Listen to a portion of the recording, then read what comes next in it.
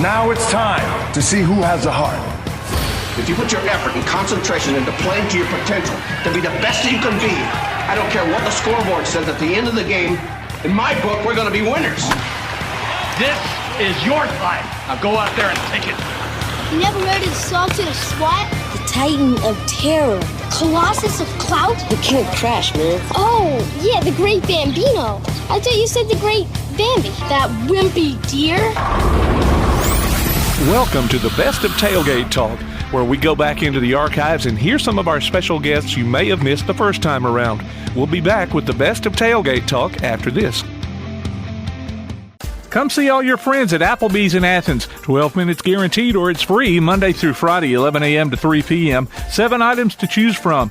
Can't make it for lunch? Visit them for happy hour, 3 p.m. to 7 p.m. or late night. Half-price appetizers with beverage purchase, 6 appetizers to choose from. Call 233-4430 or order online at Applebee's.com and pick your meal up with Carside to Go. Applebee's Neighborhood Grill, Highway 72 in Athens, just off I-65. Eating good in the neighborhood. Real estate, real easy. That's the motto at Innovative Realty Solutions, and providing the highest quality real estate services is their mission. With sound real estate advice, the latest information, and a skilled analysis of the real estate market, Innovative Realty Solutions offers a better home buying and selling experience with a fair, ethical, and, yes, innovative process. Innovative Realty Solutions. Visit them on Facebook, online at innovativerealtysolutions.com, at 100 North Clinton Street in Athens, or call 230-5950. Innovative Realty Solutions. Real estate, real easy. When things go wrong, State Farm is here to help life go right. And Agent Michael Howell is the one who can help get things back on track. See Michael for your auto, home, life, health, property, and business insurance, and be ready for those unexpected twists that life throws at you. Ask about banking and annuities, too.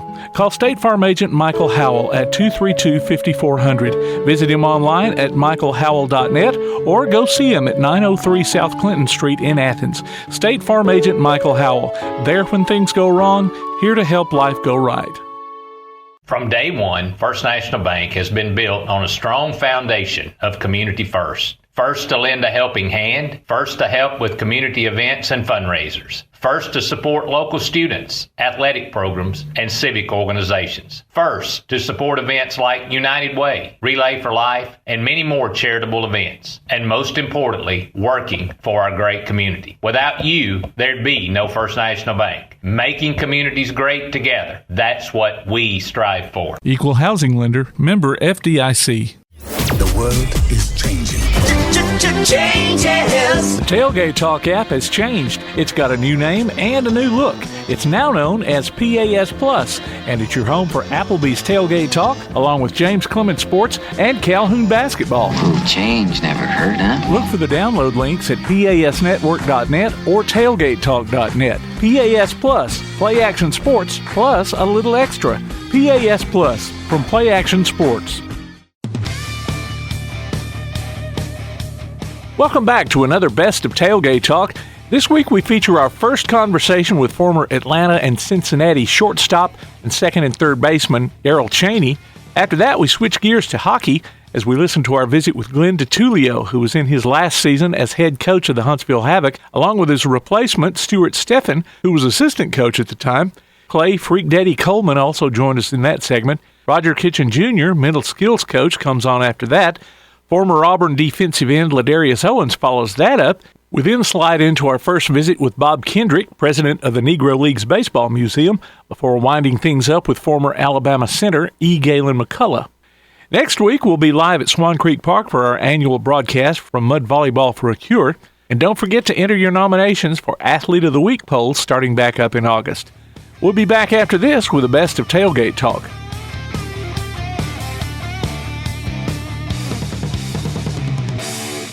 P4 Physical Therapy is a new outpatient provider offering community-based care with a unique partnership model that allows them to consistently deliver world-class outpatient care, emphasizing personalized hands-on treatment. Whether it's orthopedic, physical, geriatric, or manual therapy, sports or neuro rehab, telehealth, or most any type of muscle or joint pain, P4 Physical Therapy promises to treat you with integrity, compassion, faithfulness, and selflessness. Locations in Athens, Huntsville, and Winfield, Alabama, as well well as Fayetteville and Knoxville, Tennessee. Look for them on Facebook or online at p4physicaltherapy.com. Daly & Son Car Care is Ardmore's only one-stop auto repair and tire shop. Whether it's major mechanic or brake work or routine maintenance like an oil change or lube job, Daly & Son Car Care has been satisfying customers all over with their fast and friendly service. They're also your headquarters for quality Cooper tires. Stop by and see Wayne, Nikki, or Dale at 25600 Main Street in Ardmore, Tennessee, or call them at 931-427-4651. They're on Facebook, too. Daly & Son Car Care, open Monday through Friday, 7:30 till 5, and Saturday, 7:30 till noon. Ardmore Telephone Company has been operating right here in your community since the 1950s. Over the years, we've brought you advanced communication services such as telephone, high-speed internet, and security systems. And going forward, we'll be right here ready to provide you with innovative services and the high level of customer service you've come to expect. At Ardmore Telephone, our proof is the test of time, running decades deep. We're Ardmore Telephone, and we are here to stay. For more details, call 1-800-830-9946 or visit ardmore.net. With all the technology around us today, it's hard to keep up. Goldsmith Technical Services specializes in residential and commercial computer and electronics repair, automation, IT services, and home theater systems and audiovisual services. Goldsmith Technical Services. Call or text 256-203-4226. Visit them on Facebook or online at goldsmithtechnical.com. Let them tailor a package that meets your needs. Goldsmith Technical Services, 256-203-4226. While others have come and gone, the Lion's Den Gym has been roaring as a workout and exercise fixture in Athens, growing from its humble basement beginnings in 1981 to their current 10,000 square foot location at 212 Commercial Drive in Athens. The Lion's Den offers 24/7 access to their ever-expanding equipment collection that includes treadmills and climbers, elliptical trainers, stationary bikes, loose weights and dumbbells, and over 45 different weight machines. Contact the Lion's Den Gym about a membership today at 256-652-2627. Visit them online at lionsdengym.com or on Facebook. The Lions Den Gym, 256-652-2627. Have you noticed bad behavior has become normalized at interscholastic athletic events? Some fans seem angry. They lack civility toward one another. Some even get aggressive and unruly. Time out! What is going on? This has to stop. Let's not forget, school sports aren't just about winning. And they're definitely not an excuse to take your frustrations out on the official or the opponent. They're about teaching lessons like perseverance, respect, and empathy, so students can learn and grow as people, not just as players. We all have a role to play in setting a good example for our students and teaching them these important values. So fans, it's time to step up your game and behave positively at interscholastic athletic events in Alabama. This message presented by the AHSAA and the Alabama High School Athletic Directors and Coaches Association. Tune in every Tuesday through Thursday this coming football season for the WKAC Coaches Shows. Join us as we get the scoop from Ardmore, Athens, Clements, East Limestone, Elkmont, James Clemens, Tanner, and West Limestone. The WKAC Coaches Shows coming in August on 1080. Welcome back to the best of Tailgate Talk on 1080 WKAC. Our guest of honor here, Mr. Darrel Chaney, member of the Reds and the Braves, played on the 75 World Series team, played 10 years in the major, has his book out, Welcome to the Big Leagues. We're going to let him talk all about that. But right now, welcome to the show, Darrel. It's an honor to have you on, sir. Well, thank you, boys. I appreciate the opportunity to be on with you. It gave me a good break today, too, because guess what I'm doing? Where are you at? I'm at my son's house laying side, so this is great for me. Hey, we'll give you as long a break as you need there, no doubt. You know, I called Phil Necro one time, and before we went to the ballpark, and his wife answered the phone, and I said, Nancy, can I talk to Phil? He said, he's outside right now. And then she kept yelling outside to Phil. She said, Phil, green side up, green side up. What's he doing out there, Nancy? He said, he's laying inside. Oh, man, I'm glad you said that. That's usually an Auburn, Alabama joke that they try to pull on us. My first question has got to be, what was it like to play on the Big Red Machine? I mean, as a child, I'm 9 and 10 years old watching you guys play. the dirt. I mean, you guys played, and you played real, you played dirty, you played good. Not dirty, I mean, but you got in the dirt. The dirt, played good hard ball. And I used to love watching the Reds on Saturday morning. That's the only Saturdays. That's the only time we had to watch. Yeah. Tell us some experiences on there. Share some stories with us, Darrel. There was, when I look back on it, at times I took it all for granted because, I just did. I just thought that I belonged there, and so what? And no big deal. But as I look back on it, and having played 11 years in the big leagues and the three playoffs, and actually 4 National League playoffs and 3 World Series, and then winning the World Championship.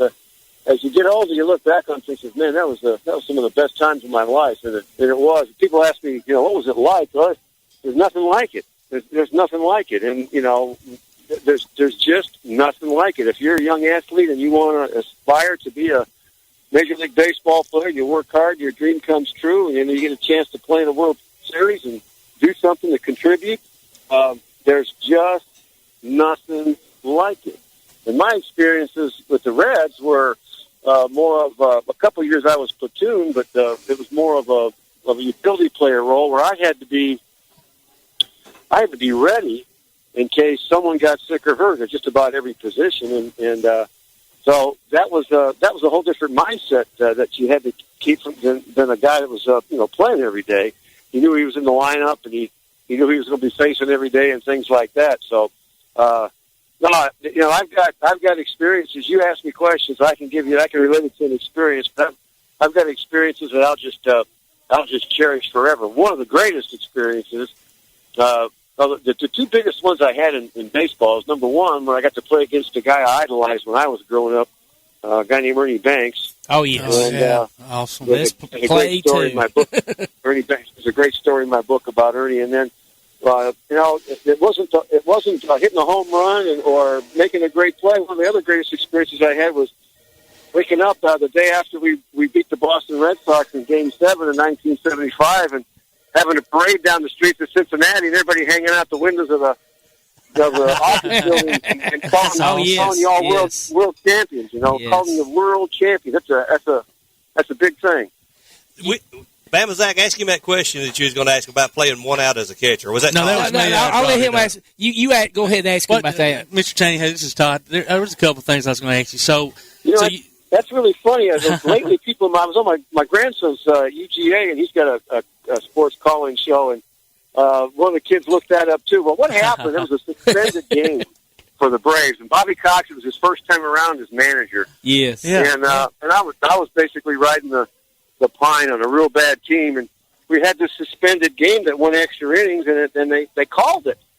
And so when the suspended game came back, we restarted where we left off, right? Well, by the time we came around to play that game again, Biff Pocorobo, who was our starting catcher, he was hurt. Joe Nolan, our backup catcher, I believe, he had already pinch hit previously in the game. Oh, wow. And we didn't have anybody else. And so Bobby Cox says, before the ball game, who wants to catch? And I said, well, I will.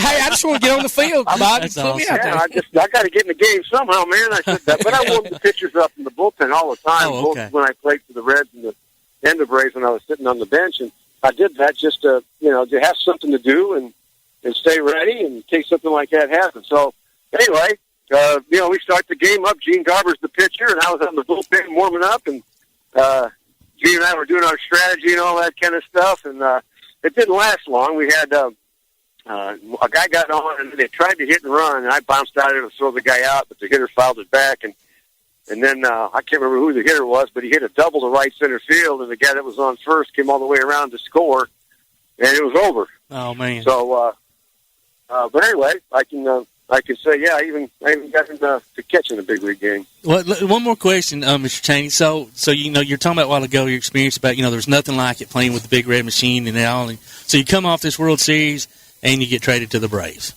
So tell us, how going like right now spring training, and the teams are getting prepared for the season. As a professional, do you ever have that feeling like when you went to the Braves, like, man, we don't have a prayer, we're not going to make the playoffs, let alone the World Series? I mean, what is that feeling like? All kinds of things run through your mind. For me, I was the player rep with the Reds when this came down, and the night before I was traded, I had a player rep issue to talk about with our general manager. And we were talking on the phone, and they were down at the winter meetings, and I said, by the way, you guys aren't trading me, are you? No, we're not going to trade you. And the next morning, I was going down the road to Cincinnati, and I heard it on the radio. That's brutal. Yeah, that's how I heard it. And I said, I got to get home real quick, tell my wife, because she's got in the car, and she hears this, she'll drive off in the ditch somewhere. You know? Oh, wow. But anyway, I was a little bit surprised because I was told the day before I wasn't going to get traded. But when they did call me and tell me, they said, you're going to get a chance to play every day down in Atlanta. And my first manager that brought me to the big leagues in Cincinnati was Dave Bristol, and he had gotten the Braves job in 1976, and he was instrumental in getting me to go down there and play. Oh, okay. It was kind of like falling off the roof of your house, though. You know, you went from the best team in the world to I don't know. We won 102 games or something, 106 games in 75. I think we lost 102 in 76. Yeah, it was a bad race. Like you said, it was a 180. It was a real struggle, and but I did get a chance to play every day. I played, 158 games, something like that. And I led the club in doubles and triples, hitting eighth, and drove in 50 runs, hitting eighth on a pretty bad team. So that's pretty good. Got a chance to play, and boys, if I had it, I'll tell you how great the game is and how much I appreciated it. If I knew back then when I signed right out of high school how my career was going to go, and all that was going to happen to me, and I was going to be on those teams and sitting on the bench a lot and so forth, I'd do it all over again. Yes, I'd do it all over again, same way. I mean, you got guys right here who love baseball.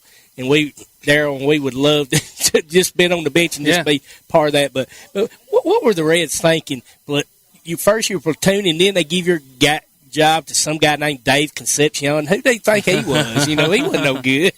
He was a good ball player. He's a great ball player. Back in 1972, Davey and I platooned, and I was playing against all the right-handed pitchers. He was playing against all the left-handed pitchers. And I hit, 252 that year. I did pretty good for being a platoon. I out-hit him. And going the next year in the spring training in 1973, I said, man, I was platooned last year. I'm going to get a shot at this thing. And we go to spring training, and I had 400, something like that. And Sparky saw something in Davey a lot of other people did, and he said, we had a good shortstop battle, but Concepcion's won the job, and he's my starting shortstop.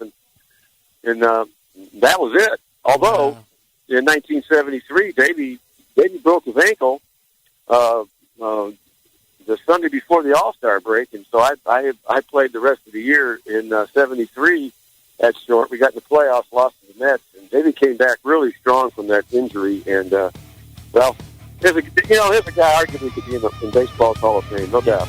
We'll be back with more of our Tailgate Talk conversation after this. Limestone Drug, located on the square in downtown Athens, is your local Health Mart pharmacy. As your local Health Mart pharmacy, Limestone Drug is locally owned and has a personal commitment to the community. Limestone Drug honors prescription drug plans, including Medicare. They accept flex spending cards and fill prescriptions in minutes, not hours. Limestone Drug knows there's nothing more important than your family's well-being. So shop Limestone Drug at 200 West Market Street in Athens. Your local Health Mart pharmacy. Limestone Drug, caring for you and about you. Your roof is the first line of defense for your home. Do you have water stains on your ceiling, paint peeling off your walls, shingles missing? It's probably time for you to get your free roof inspection. Locally owned and operated, licensed, and insured, Yellowhammer Roofing is the Yellowhammer State hometown team. Yellowhammer Roofing. Let our family protect what's most important to you, your family. 256-232-1933 or online at yellowhammerroofing.com. For screen printing, sign printing, banners, logo design, and more, look no further than That Shirt Printing Place. Located at 709 North Jefferson Street in Athens. Call 256-444-1827. That Shirt Printing Place. Visit them online at thatshirtprintingplacellc.com. Look for them on Facebook too. That Shirt Printing Place. 256-444-1927. That Shirt Printing Place. School may be out, but you can still enter your nominations for the Applebee's Athlete of the Week over the summer for the upcoming school year. Just go to tailgatetalk.net and fill out the form. While you're there, check out the Tailgate Talk archives and see what you might have missed. That's the Applebee's Neighborhood Athlete of the Week. Enter your nominations today. from Applebee's Neighborhood Grill, Tailgate Talk, and 1080 WKAC. We're back now with more of our conversation on the best of Tailgate Talk. Darrel, I got to ask you this. I know with the Reds and Braves you played with a lot of great players, but we all know probably you played with one of the greatest baseball players of all time in Pete Rose.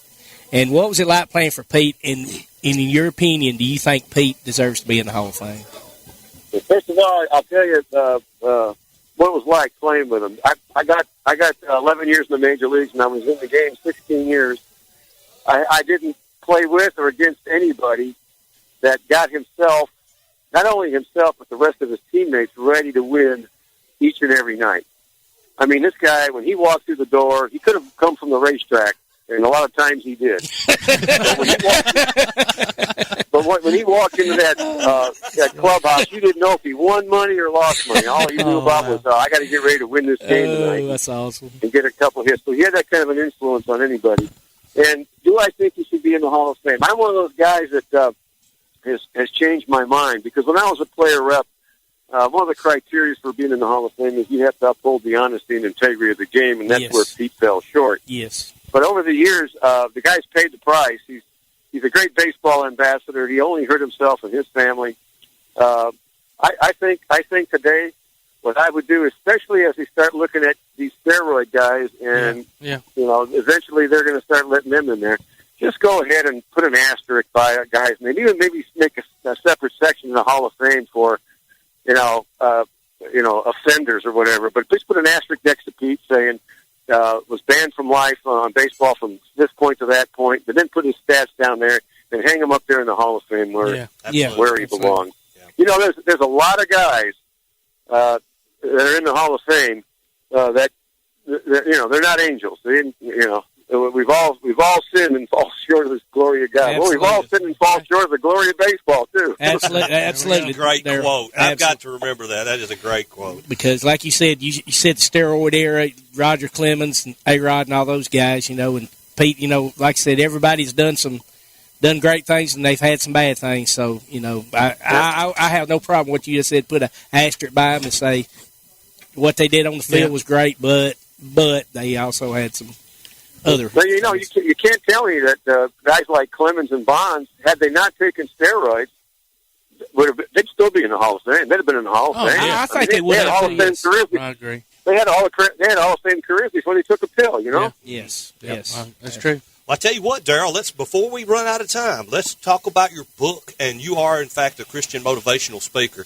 And tell us some great words that you share, stories that you share, and maybe something if there's a younger baseball player out there listening to it.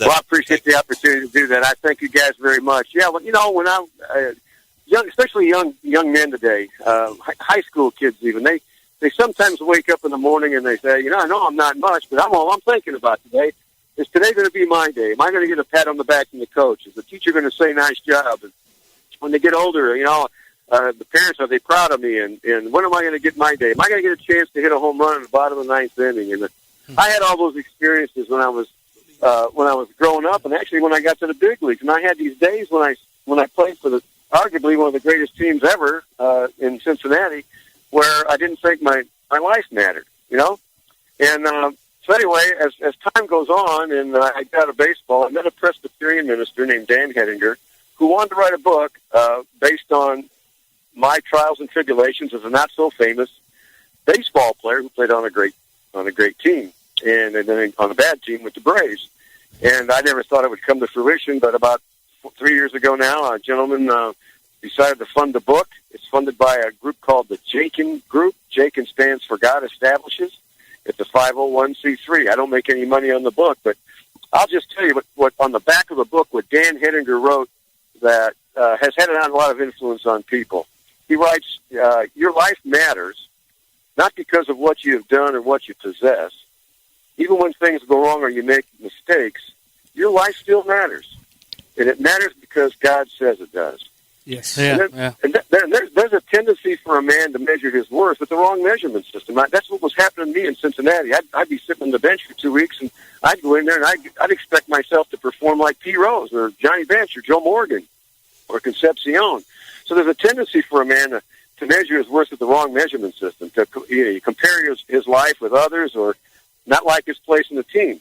But when a man knows who he is in the eyes of God, when a man knows who he is in the eyes of God, he experiences his significance. Amen. And then every event and every relationship has unlimited potential. And in your own way, you've made it to the big leagues. So many men are changed by the world, but the man who knows his significance, that his life matters because God says it does, that's a man who will change the world. That's awesome. That's great. That's great, Darrell. That is great. Absolutely. And it's true. And we are so thankful for you to join us today. And I think I can safely speak for the guys, so I can say 3 words. Oh, yeah. This was awesome. It was. No it was. Darrell. I encourage everybody to go out to your website. Is it DarrelChaney.com? DarrelChaney.com with 1 L. 1 L. Yeah. So thank you, boys. There's a link to the book on that website of mine, and of course, if anybody needs a speaker, just get a hold of me through my website, and we'll talk about it. And I appreciate you guys having me on this beautiful Saturday morning. Okay, we hate to get you back out of the grass doing some sod, but I guess it's got to be done. Sorry. Back to work, brother. I'm going to go put the green on. I'm going to put the green side up. There you go, brother. There you go. There we go. Take care, man. Thanks, Darrell. Thanks, Darrell. Ladies and gentlemen, that was Darrel Chaney. And once again, that was awesome. We're going to take a short break. You've been listening to Applebee's Tailgate Talk on WKAC, the Big 1080.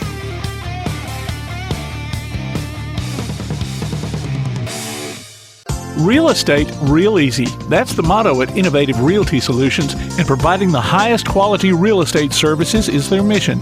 With sound real estate advice, the latest information, and a skilled analysis of the real estate market, Innovative Realty Solutions offers a better home buying and selling experience with a fair, ethical, and, yes, innovative process. Innovative Realty Solutions. Visit them on Facebook, online at innovativerealtysolutions.com, at 100 North Clinton Street in Athens, or call 230-5950. Innovative Realty Solutions. Real estate, real easy.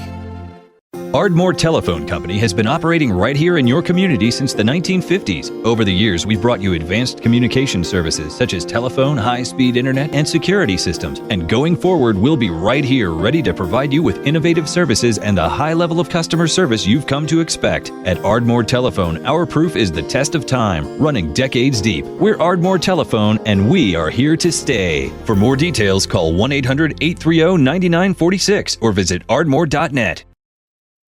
P4 Physical Therapy is a new outpatient provider offering community-based care with a unique partnership model that allows them to consistently deliver world-class outpatient care, emphasizing personalized hands-on treatment. Whether it's orthopedic, physical, geriatric, or manual therapy, sports or neuro rehab, telehealth, or most any type of muscle or joint pain, P4 Physical Therapy promises to treat you with integrity, compassion, faithfulness, and selflessness. Locations in Athens, Huntsville, and Winfield, Alabama, as well as Fayetteville and Knoxville, Tennessee. Look for them on Facebook or online at p4physicaltherapy.com. When things go wrong, State Farm is here to help life go right. And Agent Michael Howell is the one who can help get things back on track. See Michael for your auto, home, life, health, property, and business insurance, and be ready for those unexpected twists that life throws at you. Ask about banking and annuities, too. Call State Farm Agent Michael Howell at 232-5400. Visit him online at michaelhowell.net or go see him at 903 South Clinton Street in Athens. State Farm Agent Michael Howell. There when things go wrong, here to help life go right. Come see all your friends at Applebee's in Athens. 12 minutes guaranteed or it's free Monday through Friday, 11 a.m. to 3 p.m. 7 items to choose from. Can't make it for lunch? Visit them for happy hour, 3 p.m. to 7 p.m. or late night. Half-price appetizers with beverage purchase, 6 appetizers to choose from. Call 233-4430 or order online at applebees.com and pick your meal up with Carside to go. Applebee's Neighborhood Grill, Highway 72 in Athens, just off I-65. Eating good in the neighborhood. Keep up with local school, travel, youth, and amateur sports throughout the week with a Play Action Sports Update. Listen weekday mornings at 7:30 and weekday afternoons at 1:30 and 3:30 as we bring you the latest scores, news, and announcements from Limestone County and surrounding communities. That's the Play Action Sports Update 3 times a day, Monday through Friday on 1080 WKAC. You're listening to the best of Tailgate Talk on 1080 WKAC. The Havoc head coach, Coach Glenn Detulleo. So how's this last season been? I mean, is it? You're retiring this year. Is there any special memories so far, or you hadn't got that last one in there just yet? It's going fast, I'll tell you. It's funny. Everybody says I'm retiring, but I mean, I'm even working. It's not like you're still working. It's not like I'm getting a pension and I'll be, the wheelchair. So obviously doing something different. But yeah, it's crazy how quick the season's gone by, and just trying to soak up every last minute of being behind the bench. It's been a lot of fun. So it's been crazy. You may be busier once you retire. Mm-hmm. I don't think it's going to slow down much. A little less travel, which will be nice. Not having to get on the bus and spending a few more weekends at home with the family. I think will be nice. A lot more honey days. Yeah, that's fine. So I got some making up to do. A lot of travel. So there you go. And that's you'll remain here in the area.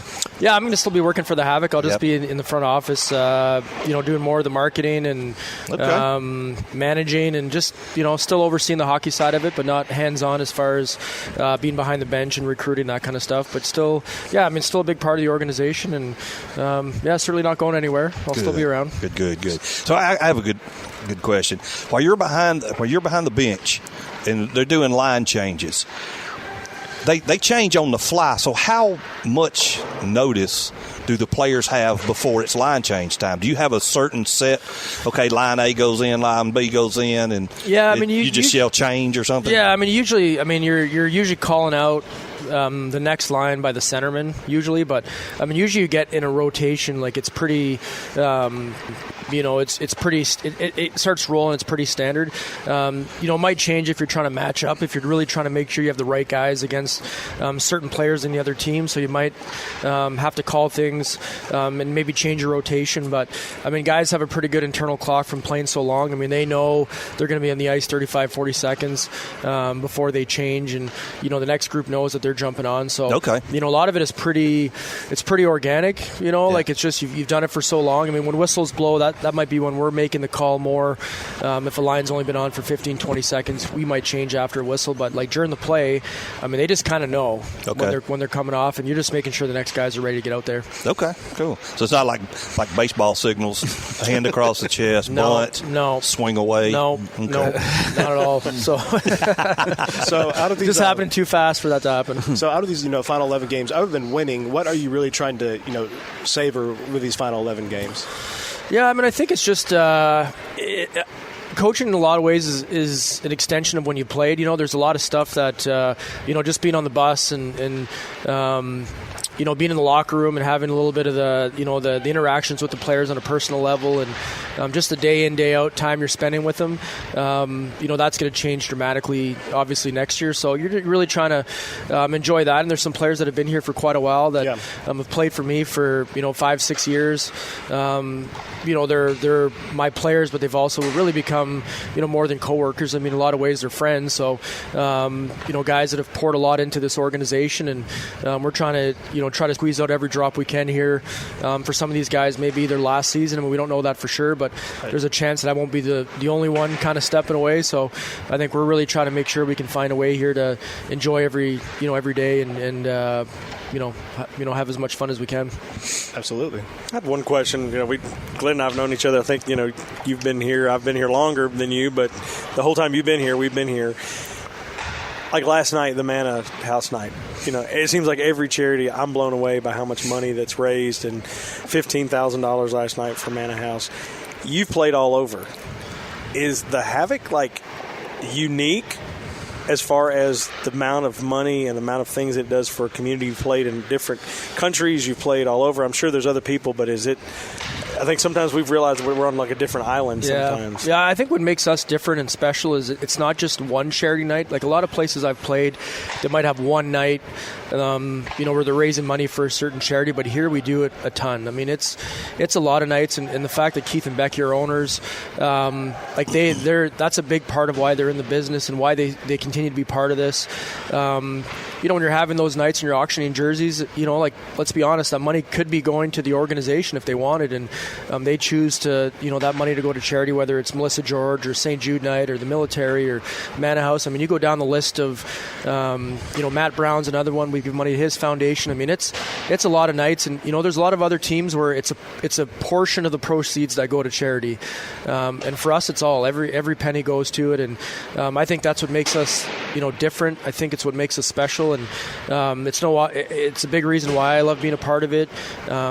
We talk a lot about it with the players. There's more to it than just playing hockey. That there is a purpose here. There's a bigger purpose, and as disappointing as the guys were with the result with the game last night, you turn around and realize how much money you raise in our community, how many people that's going to help. I mean, you can easily get over the loss when you're doing some really good things. That's a testament to the team with the many sellouts we've had this year. So, yeah, I mean, I think all those charity nights and everything that we do for the community, I mean, it's come back to us tenfold. It's we just continue to grow. I mean, we're going to set an attendance record here. If not, not tonight, probably. If not the next home game, within the next couple home games, we're going to set another attendance record. And I mean, it's crazy. Yeah, I mean, it is crazy. You look around and you're in Alabama, and hockey is exploding, and it's a great way to spend a night with your family. So it's a lot of fun. Well, I remember talking to Drew Carter last night. He came up and was running the sound for us, and Drew was one of the original Havoc guys. And I looked at him, and he was just like sitting there, just looking around. And I said, "Do you remember those nights when we were like, we're going to have 1,800 in the building tonight? It's going to be amazing." Well, I think on my Facebook page, there was a picture of my last game playing, and I was showing my wife and my parents, and I'm like zooming in. I'm like, look how empty this building is. That was 11 or 12 years ago, and I mean, we wouldn't have. I mean, our worst night wouldn't be like that anymore. So it's been incredible. Yeah, if you had 1,800 people in, Keith would be sitting there, "Hey guys, we're probably going to shut the doors here within the next 90 days." Well, I remember when the Channel Cats first started, and word spread like wildfire that chicks loved watching those guys fight. And that's the honest to goodness truth. And you'd hear it. Have you heard about the Channel Cats? Have you been to the? And that's when every time somebody maybe get a hat trick or score a goal, they'd throw these little fingerlings, these little blue cat fingerlings on the ice. And I was like, "Oh, that's nasty." I remember going around. Like when I came in, I was just marketing and helped sell. And you would go and you'd go to a business and you'd be like, "Hey, I'm with the Huntsville Havoc," and they're like, "Who?" And I'm like, "How can you not know who we are? Like, I've heard of you." Now it's like literally they know now, and that's the fun part. Well, I think that you look at anywhere that's a new hockey market, you're going to get that usually you're going to get an initial surge, and the places that can continue for a long time, that's the magic, and I think the Channel Cats probably had that, and it kind of dipped a little bit in the fact that we've been able to kind of reestablish, and it's not easy. A lot of places kind of fizzle out, so we're fortunate for sure. Back with more of our Tailgate Talk conversation after this. From day one, First National Bank has been built on a strong foundation of community first. First to lend a helping hand, first to help with community events and fundraisers, first to support local students, athletic programs, and civic organizations, first to support events like United Way, Relay for Life, and many more charitable events, and most importantly, working for our great community. Without you, there'd be no First National Bank. Making communities great together, that's what we strive for. Equal housing lender, member FDIC. Daly & Son Car Care is Ardmore's only one-stop auto repair and tire shop. Whether it's major mechanic or brake work or routine maintenance like an oil change or lube job, Daly & Son Car Care has been satisfying customers all over with their fast and friendly service. They're also your headquarters for quality Cooper tires. Stop by and see Wayne, Nikki, or Dale at 25600 Main Street in Ardmore, Tennessee, or call them at 931-427-4651. They're on Facebook, too. Daly & Son Car Care, open Monday through Friday, 7:30 till 5, and Saturday, 7:30 till noon. Limestone Drug, located on the square in downtown Athens, is your local Health Mart pharmacy. As your local Health Mart pharmacy, Limestone Drug is locally owned and has a personal commitment to the community. Limestone Drug honors prescription drug plans, including Medicare. They accept flex spending cards and fill prescriptions in minutes, not hours. Limestone Drug knows there's nothing more important than your family's well-being. So shop Limestone Drug at 200 West Market Street in Athens, your local Health Mart pharmacy. Limestone Drug, caring for you and about you. Your roof is the first line of defense for your home. Do you have water stains on your ceiling, paint peeling off your walls, shingles missing? It's probably time for you to get your free roof inspection. Locally owned and operated, licensed, and insured, Yellowhammer Roofing is the Yellowhammer State hometown team. Yellowhammer Roofing. Let our family protect what's most important to you, your family. 256-232-1933 or online at yellowhammerroofing.com. When you're looking for something special for your next event, why not bring in the most amazingly fine flavored shaved ice this side of the islands, Kona Ice of Decatur and Athens. Whether it's a school or major sporting event, a picnic, or a festival, Kona Ice brings the fun and laughter. From their steel drum music to their signature flavor wave, where guests can flavor their own shaved ice. No event is too big or too small. Kona Ice makes fundraising easy too. Call Kona Ice today and tell them what you have in mind. 256-566-5298. Or look for them on your favorite social media platform. Kona Ice of Decatur in Athens. 256-566-5298. Takes the snap. He's going to roll out to the far side. He's going to throw it off his back foot deep. He's got a man. Touchdown! James Clemens! Be listening for James Clemens High School football this coming season as the Jets take on the best in Class 7A competition. You can hear every featured game streamed live online at pasnetwork.net on your Amazon Echo device or on your Play Action Sports app and later on demand. You can also hear the replays Sunday afternoons on WKAC Radio. Join us for exciting coverage of James Clemens Jets football this coming season from Play Action Sports. We continue with our conversation on the best of Tailgate Talk on 1080 WKAC. One thing Huntsville has that other places do not is as such a melting pot. Yeah. I mean, Huntsville is not a southern city anymore. No, it's very, like you said, melting pot. Yeah, and so you have people moving down here from up north, and the first thing they're thinking is, now I'm not going to have any hockey to go see. Yeah, the first thing they think is, do I have to be Auburn or Alabama? Yeah. The answer is yes. The answer is yes. The answer is yes. I think the big thing when they walk in, I think people don't know what to expect. And when they walk in, it's like it's a legit production. Like it's incredible. It is. I mean, it's very much so. It's like going to you take an NHL game, and I think it's better than some places in NHL rinks. You just shrink it down and have less people. But I think when people walk in, I think that's what blows me away. Is like, man, this is the real deal. These lights that they've had on the ice now, I mean, they're way, because the last time I was here, they were just showing the logo in the center ice, and I was like, wow, where did this come from? That's amazing. And you look at this new atrium right here. Yeah. I mean, we didn't have that. No, we had the in the 80s when the Hank Jr. concerts. We remember, like, the beginning of the VBC was, like, right here. There. Yeah. Mm-hmm. And then you could go up, and kids would jump up and hit the asbestos ceilings that were, to leave their fingerprints in the top, I remember those, and it was this dingy, yellowy kind of thing or whatever. I think, the thing that I'm so excited about it, like I said, you don't get to be a part of so many things. And I remember those early days where and then it was literally decisions that, of us going to Vegas at one time to find out things. And it was like, I look at it, and Glenn probably won't want to talk about this, but like the one season where there was 11 wins. And it was like, but after the 11-win season, sponsorship was up, attendance was up, and it was like, that doesn't make sense. Like, we should be hurting. Yeah. But no, it changed, and it was like, okay, don't worry about hockey right now. Glenn, y'all do your thing. We don't have to worry about, all that. But let's just make it just a show where people come in. And the thing that I like about it is my kids go, hey, can we go to Nashville to see a Predators game? And I'm like, yeah, let's save up, $500 and we'll be able to go do that. Yeah. We're here. It's, $20 a person. The food is somewhat, And you see more fights here. Yeah, absolutely. Right. And the parking's, $10. Where if you go to Nashville, it's like $28. I mean, so And you got to fight the traffic around Nashville. yeah. Good grief. So, and I think the big thing, too, you look at, like you said, you come in now and, every year we're trying to invest money to make it different and better so that people that have been here, it's not like, all right, at this time this song is going to play and this is going to happen. Yeah. You know what I mean? Like, we're always trying to innovate and, find ways to, entertain people that have been here for 10, 15 years so that they're still excited to come. And, there's a cost to that. And, I think Keith and Becky are willing to invest money back that, people are spending money to come here, but they want to invest it back, not take every penny. It's like, hey, let's put some money so that the people can be entertained and make them want to come back again. So, although I do look forward to the "Let Me See Your War Face" video. Yeah, there's some consistency. And the BBC's been great partners. You look here now; they got the new video boards in the atrium, and they're doing different things, and they're partners with us too, and they're investing money to make it better. So it's been great. Stuart, I know you're on the bench, assistant coach, but do you still get those competitive juices? Want to get out there and hit somebody?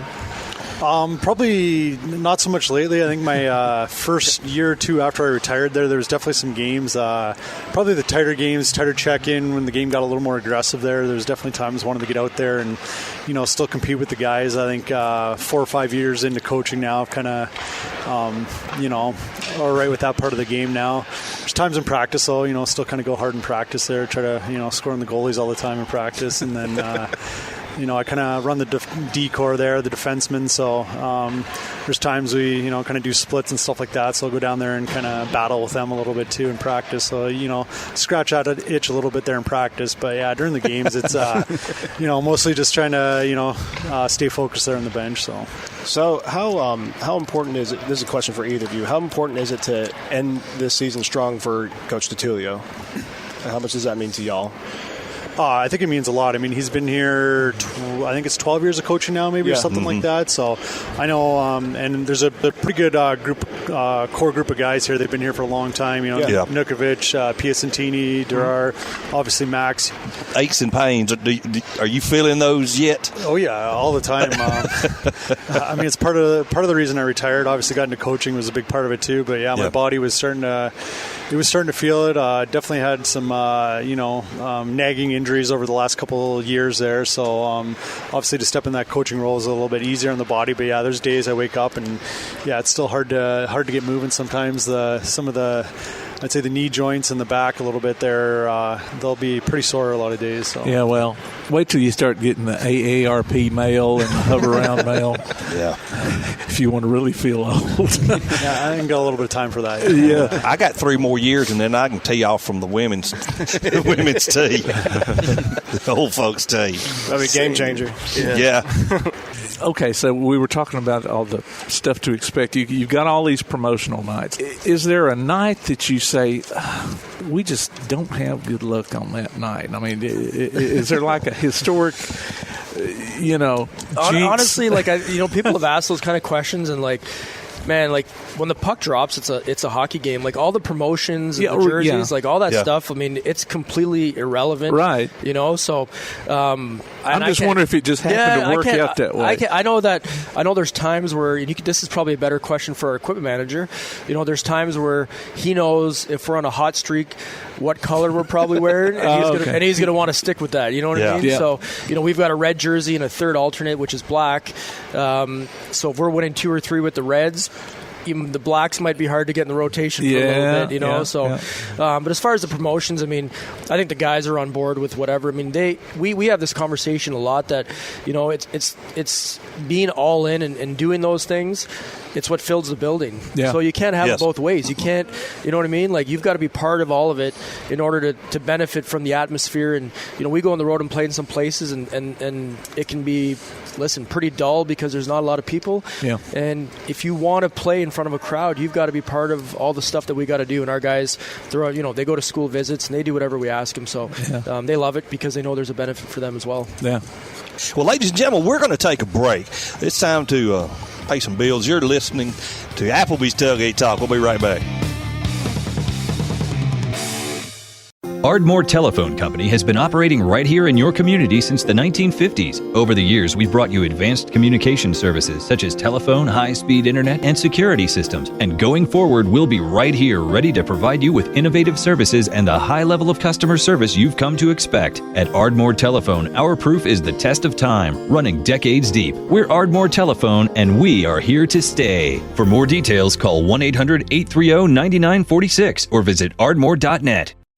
Real estate, real easy. That's the motto at Innovative Realty Solutions, and providing the highest quality real estate services is their mission. With sound real estate advice, the latest information, and a skilled analysis of the real estate market, Innovative Realty Solutions offers a better home buying and selling experience with a fair, ethical, and, yes, innovative process. Innovative Realty Solutions. Visit them on Facebook, online at innovativerealtysolutions.com, at 100 North Clinton Street in Athens, or call 230-5950. Innovative Realty Solutions. Real estate, real easy. When things go wrong, State Farm is here to help life go right. And Agent Michael Howell is the one who can help get things back on track.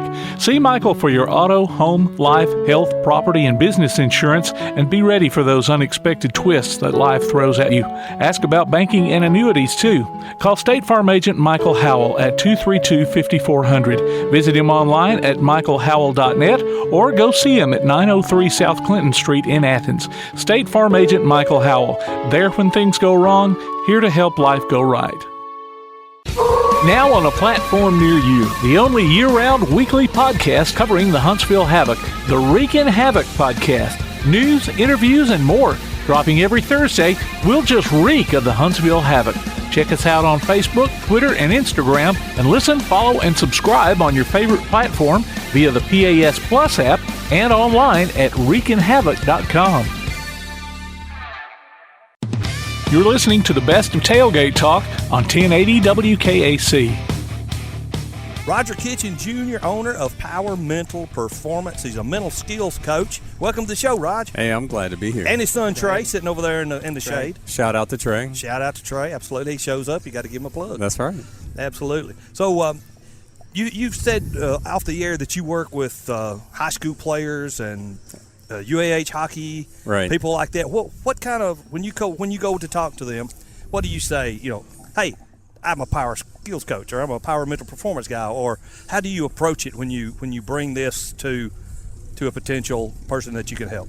Typically, when I walk in and talk with a coach or team, I'll address it from the sense that, are your players performing at a high level mentally?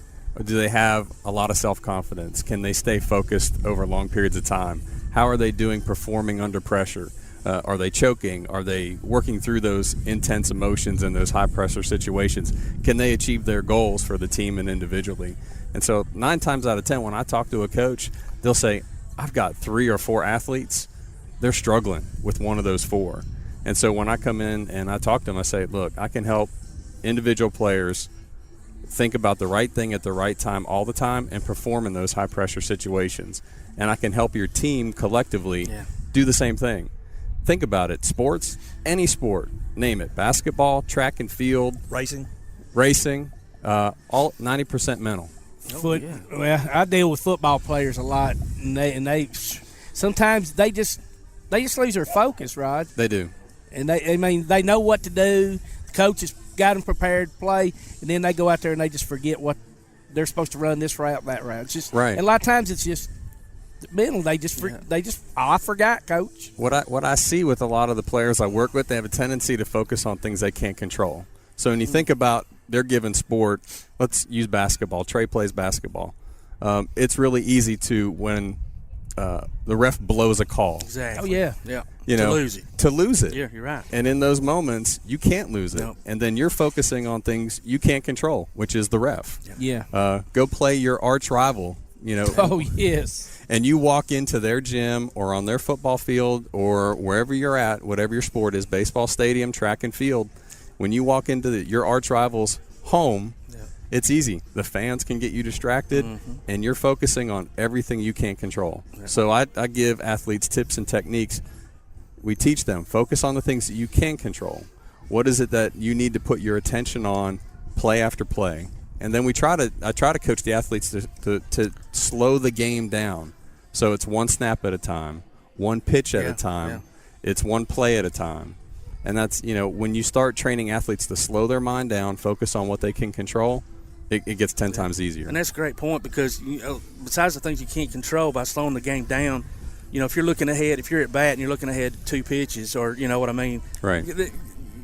Then you do lose focus on that particular pitch that's coming at you. Right. Or whether it be a football play or inbounds play from basketball, whatever. So, I like that. And besides working with athletes, do you ever work with corporations, I assume, and help them? By day, my job is I work at NASA. So I coach high-performing teams, and I work with business leaders and senior leaders there on Redstone Arsenal at NASA.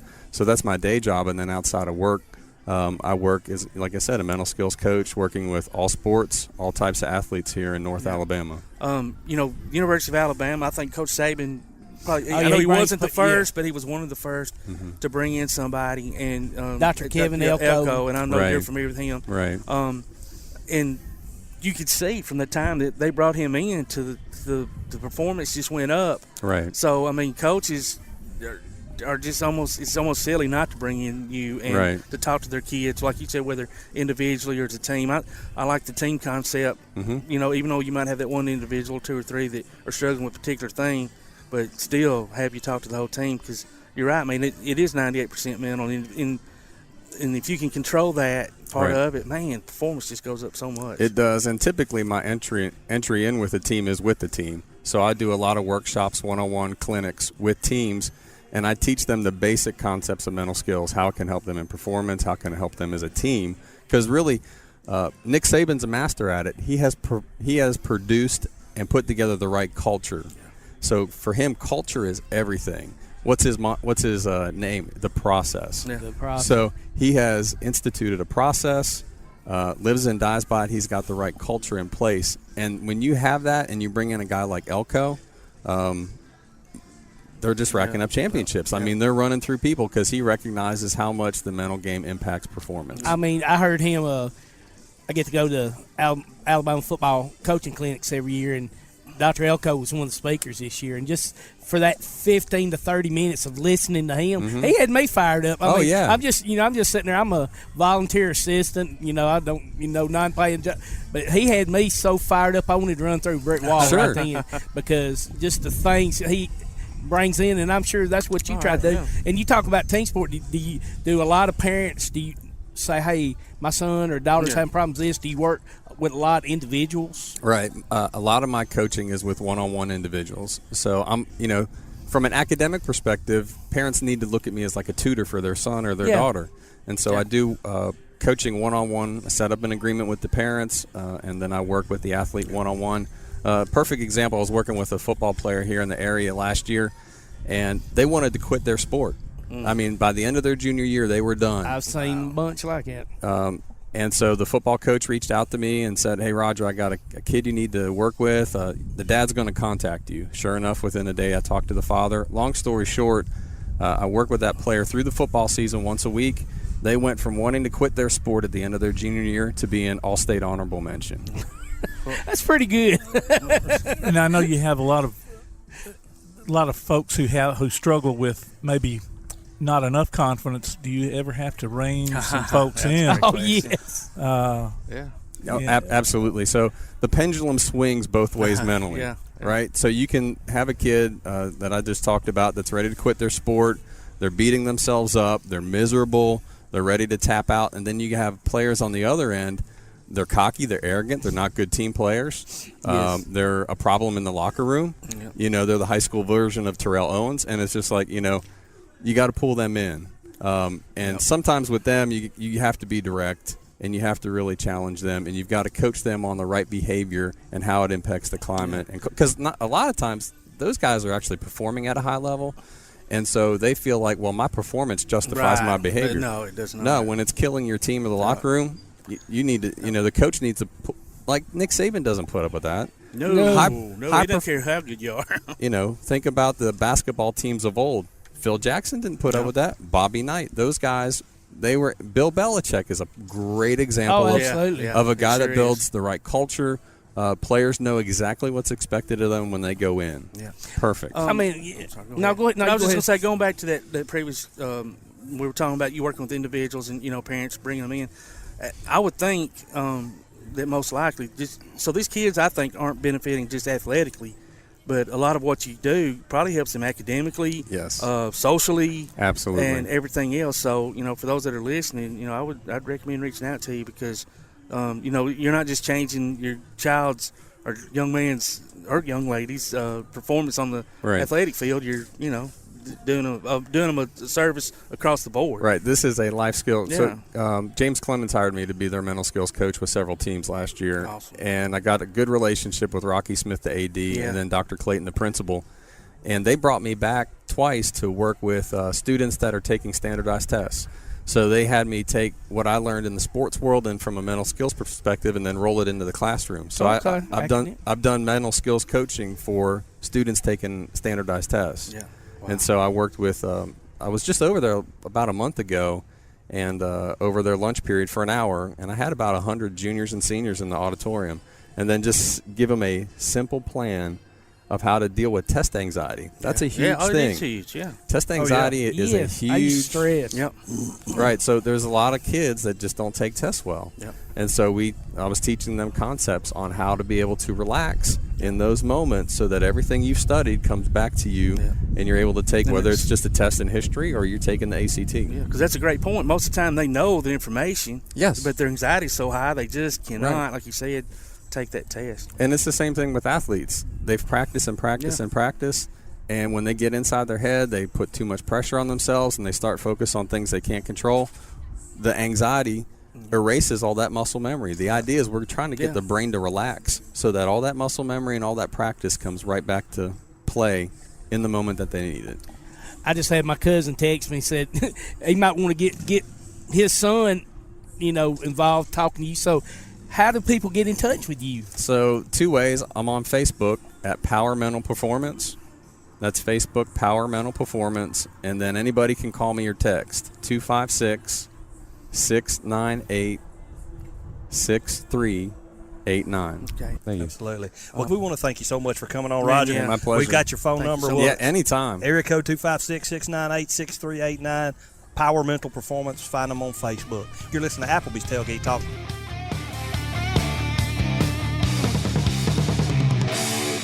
From day one, First National Bank has been built on a strong foundation of community first. First to lend a helping hand, first to help with community events and fundraisers, first to support local students, athletic programs, and civic organizations, first to support events like United Way, Relay for Life, and many more charitable events, and most importantly, working for our great community. Without you, there'd be no First National Bank. Making communities great together, that's what we strive for. Equal housing lender, member FDIC.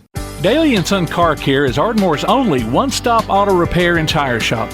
Whether it's major mechanic or brake work or routine maintenance like an oil change or lube job, Daly & Son Car Care has been satisfying customers all over with their fast and friendly service. They're also your headquarters for quality Cooper tires. Stop by and see Wayne, Nikki, or Dale at 25600 Main Street in Ardmore, Tennessee, or call them at 931-427-4651. They're on Facebook too. Daly & Son Car Care, open Monday through Friday, 7:30 till 5, and Saturday, 7:30 till noon. P4 Physical Therapy is a new outpatient provider offering community-based care with a unique partnership model that allows them to consistently deliver world-class outpatient care, emphasizing personalized hands-on treatment. Whether it's orthopedic, physical, geriatric, or manual therapy, sports or neuro rehab, telehealth, or most any type of muscle or joint pain, P4 Physical Therapy promises to treat you with integrity, compassion, faithfulness, and selflessness. Locations in Athens, Huntsville, and Winfield, Alabama, as well as Fayetteville and Knoxville, Tennessee. Look for them on Facebook or online at p4physicaltherapy.com. Your roof is the first line of defense for your home. Do you have water stains on your ceiling, paint peeling off your walls, shingles missing? It's probably time for you to get your free roof inspection. Locally owned and operated, licensed, and insured, Yellowhammer Roofing is the Yellowhammer State Hometown Team. Yellowhammer Roofing. Let our family protect what's most important to you, your family. 256-232-1933 or online at yellowhammerroofing.com. The world is changing. changes. The Tailgate Talk app has changed. It's got a new name and a new look. It's now known as PAS Plus, and it's your home for Applebee's Tailgate Talk, along with James Clemens Sports and Calhoun Basketball. Ooh, change never hurt, huh? Look for the download links at PASnetwork.net or TailgateTalk.net. PAS Plus, Play Action Sports, plus a little extra. PAS Plus from Play Action Sports. Welcome back to the best of Tailgate Talk on 1080 WKAC. I tell you what, I've been waiting for the last month to talk to this gentleman. We have former Auburn Tiger defensive end Ladarius Owens on our phone line. Welcome to Applebee's Tailgate Talk, Ladarius. Glad to be here. Oh man, we're glad to have you. How are things going since Auburn? I mean, more recently, you know, I've followed your career from 2010 up to 2014, and you actually had a blog that was going not too long ago that I was reading up on. How are things going since Auburn? And we'll get back into some of the Auburn football discussions in a bit. Well, it was just a transition for the most part. So leaving Auburn and having your shot at the NFL, and then having to get adjusted to the corporate life.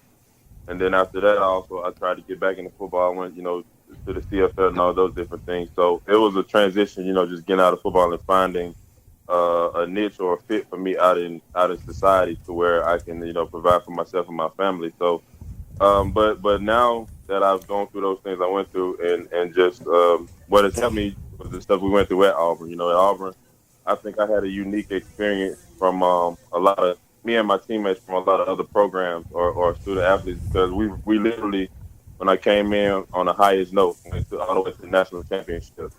And the year after that, we did pretty decent. And then the following year, we had what was considered the worst season of Auburn history. It was tough. The next year, we went all the way back to the national championship. So those highs and lows really helped me weather the storms of life as well. So when I went through those different things out in corporate America, or, for me losing my shot with the NFL and those different things, I was able to deal with that adversity and come out on top.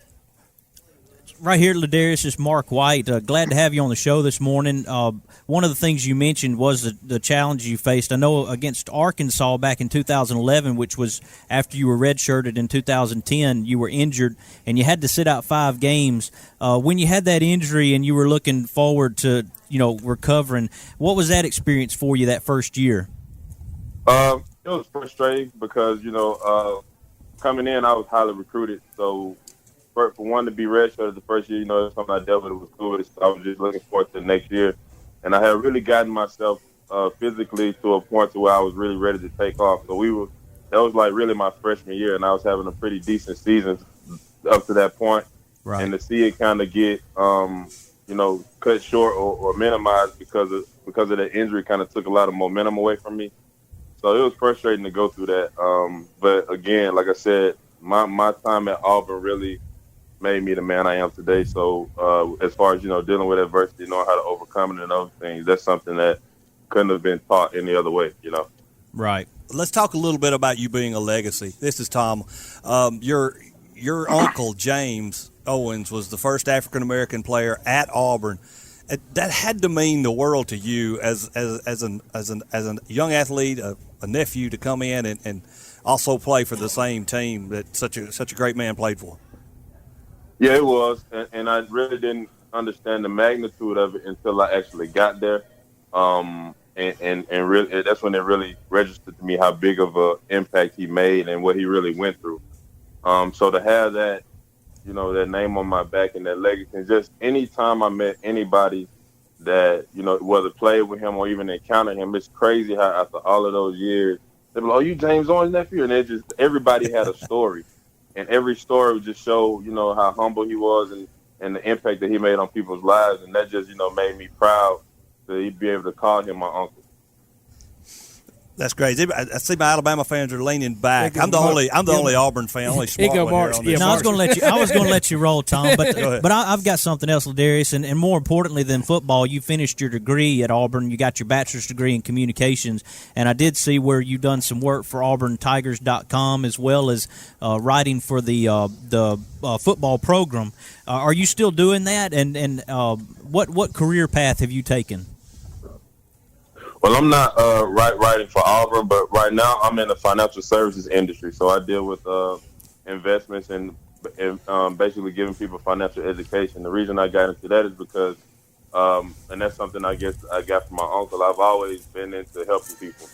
And I feel like as a society, that's our biggest hole. You know, the level of financial literacy is at an all-time low. So I feel like if I can go into a home and teach people about, you know, how to manage their money, how to handle it, or, you know, these different things, and I can make an impact on not only their lives, but the lives of their loved ones as well. So that's the path I took, because I feel like it's a big difference that I can make in people's lives. And on the other end, I still do my writing. I'm actually in the process of, I got a couple of books that I'm in the process of writing right now. Excellent. So when I even started my blog, it wasn't necessarily for me. It was because I noticed that a lot of guys who go through the process, you know, of playing big-time college football, and then they get out and have their shot at the NFL and things don't necessarily go as they planned it to, they kind of, you know, go into a hole, whether it's them feeling ashamed or whatever. And I felt like if I just put everything out there, it can help somebody. So I told the stories of me going from, you know, how it felt to get cut, how it felt to go get a job, how it felt to go try to give the NFL another shot, and those different things and those emotions I went through, as well as the things I would have to tell myself to keep myself motivated. So that helped somebody that would, you know, going through the same thing, as well as those people who may not even have nothing to do with sports, but are dealing with some of those similar troubles and challenges of life. Well, speaking about loved ones and people who helped you, tell us a little bit about your mom, Aura. That's my rock right there, man. She that was my biggest support all the way through. Like you said, even when you bring up those injuries, she's the one that kept me, you know, sane and kept my perspective in a you know, positive sense. So she kept me going. But growing up, that's all I had. So that was my biggest driving force, and that was, you know, the biggest reason why I was even playing football at that type of level. So that's why I even continued to try to pursue the NFL. Not necessarily like I love football to death, but at that point, I kind of just really was more driven to kind of pay her dividends back for everything she put into, you know, getting me to the level she got me to. Even though I know she's proud of me and everything I did accomplish, but I still wanted to be able to buy her that big house. But it's still gonna happen. It's just at a slower pace than it would. There you go. There you go. But you know how to plan out that money, though. You're financial guy. Yeah. That's why I said some people ask me today, are you still playing? Would you still get a shot? I said, I found another way to get it without shooting up my pocket. That's awesome. That's awesome. Okay, Ladarius, it's time to talk football. Take us back. 2013 Iron Bowl. Come on, no. Listen. I got a chance to ask this guy this. I got a chance to ask this guy this. 2013, the Iron Bowl, and Coach Saban has petitioned the officials to put 1 second back on the clock. What was going on the sidelines? Were y'all laughing? Were you angry because they put 1 second back on before the actual kick six happened? What were people saying? Well, the first time he was gonna kick it, we didn't have we had Ryan Smith go back there. Yes. And I think we called it talking about the ice him, or we called it talking about the ice them. So Chris asked Coach to let him get back there. So when he got back there, but before we even, you know, left the huddle, I was just hoping that Coach let me be on the field, because to be honest, we had already blocked one. So I if anything, we assumed that we would just block another one, because they were kind of soft on the inside. So if anything, we thought we would just block it. We didn't know that, you know, necessarily that was going to happen.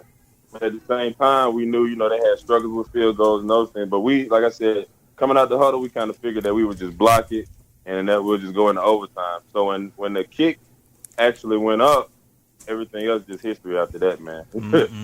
So you were actually on the field during the kick?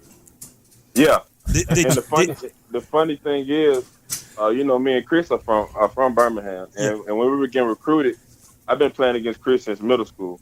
Oh, wow. And when we were getting recruited, my mom, and he'll tell you this, anytime when Coach Chiswick came to recruit us, my mom told him before we even got to Auburn, you got to get the ball in this boy's hand. So for 3 years, Chris would beg them, put me on punt return, kick return, wildcat. They would never necessarily do it. So his senior year, my junior year of 2013, they finally let him get back there. And I think he had the best punt returning season, you know, for returners in Auburn history and all those different types of things. So it just was ironic. And when we look back on it now, it's crazy that we both were on the field on that kick, and I was able to get a block in, so I at least got me some camera time, and I always be on that was my next question. Were you one of the ones that got one of the good crackback blocks where the big lineman hit the ground? Yeah, Ryan Smith got the best one. He caught Quanjo, and I didn't catch it until like literally. I swear, honest to God, true. I didn't catch it till last year, and I said, "You lucky." He was like, "You caught his foot in the air," because ain't no way. I know, right? Quanjo would have killed him if he hadn't been going the other way. Well, we'll have to look for you then in one of the 1,000 times they replay that thing on ESPN. But you heard it here first. It was Ladarius' mama that made that happen. Yeah, that's right. That's right. Hey, just when y'all see it, don't laugh at my dance. I was trying to do prime. I was trying to do prime time, but I was running too fast to do it. So you didn't look like a young lady skipping or nothing like that, right? That's exactly what I look like. That's great. Hey, Ladarius, real quick, let's, if you would, go back to your high school career and talk a little bit about Coach Billy Woodham and his effect on you as you moved forward into going to Auburn eventually.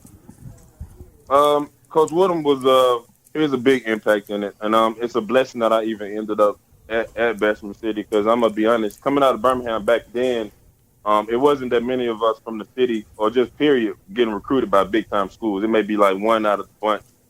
So my ninth grade, and like I said, my goal was always take care of my mom. So my ninth grade year, I actually went to Fairfield High School, and I was on JV and JV team. So I felt like, shoot, my clock ticking. So I ended up transferring. Looking back on it, I was like, yeah, I probably was just a little selfish and desperate. The whole defense was seniors, but I felt like I don't care. I should have been starter. So I ended up transferring to a couple of schools, and then I ended up at just Lanier with Coach Woodham. And the funny thing is, Auburn wasn't recruiting me. My junior year was my first year finally getting on the varsity field, and Auburn had came down to see us play Stanhope Elmore. They was coming to recruit Brandon Heavens. Yeah. And I had my best game. I had like 4 sacks and like 10 tackles or something. After that, my recruitment took off. We made a highlight tape for that season, and next year my recruitment just skyrocketed. And Coach Woodham, kept me level. He didn't let me get, big-headed. He didn't let me get distracted by the recruiting process. He was very receptive of everything. And the funny thing is, people always ask me, why you didn't go to Alabama? I tell people, I went to Alabama more than I went to Auburn, simply because Bessemer was like 30 minutes down the road. Yeah. Mm-hmm. So I was always in Tuscaloosa, always. And the funny thing was, I even got my uncle to come down on the visit, and Coach Sal, I love him to death. I'm not gonna lie, he almost had me.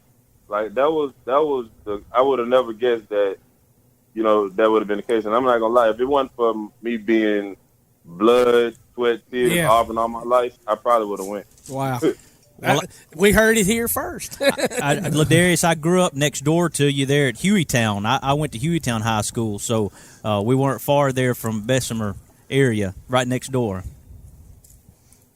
Yeah, man. So it was right down the street. So you know exactly how close it was. So sure do. It was and then when I was going, it was like when the dynasty was first starting. So I was down there with Rolando McClain and Dante Hightower and all those guys. So it was a tough choice. And they actually offered me before Auburn did. Wow. So they offered me first, and then LSU was first, then Alabama, then Auburn. Okay. Well, I tell you what, brother, we're so glad we got you down on the plains. It was fun watching you play, and I knew the injuries were frustrating, but man, it was like I said, we rooted for you. I did. The rest of these young fellas right here probably don't, but that's okay. I like you now, Ladarius. Well, he seems like a very nice guy. I just didn't like the school he played for. I'm good with you now, brother. Well, we got I'll spend love and war. That's right. I might let you help with financial planning. There you go. That's all it is. I hear it's a game, man. If you know the rules, you can win. That's right. Hey, thanks, Ladarius. See you. No problem. Thank you. That was Ladarius Owens. I'm good talking about Auburn guys when they're done. I'm great. That's when they're playing. But what's funny about it, is like you said, Alabama offered, even though he was an Auburn legacy, Alabama offered him first, and and they were actually Auburn was there to recruit another guy, and then his tape gets out. It seems like they would have known about him before But things just worked out because he said he had one of the best games he played with 4 sacks. I mean, he was just things were just on that night, and it just worked out. So that's the way things go in life. So I don't know if I'll go back and watch him, see if I can find him on that kick. I'm going. I know. You can pause it. He doesn't have to score Chris doesn't have to score the touchdown. You can pause it and see the tackle and then stop it, right? That is true. Edit. Now we got to watch him run. We got to watch him run too. Hey, I tell you what. What you got, Tim? He done and look for his dance too. And that's what I'm saying. Look for his dance and his run. We can take that, and make it a short segment. I'm sure of the dance. Tom will find it and put it on the Applebee's Tailgate Talk page. I'll put it as one of those GIF files. That just that'd be awesome, dude. I'd love it. That'd be great. Be cool. We'll try to figure that one out. I tell you what, it's time to toss it off to our sponsors. We've got a lot more left to go. You've been listening to Applebee's Tailgate Talk on WKAC, the Big 1080.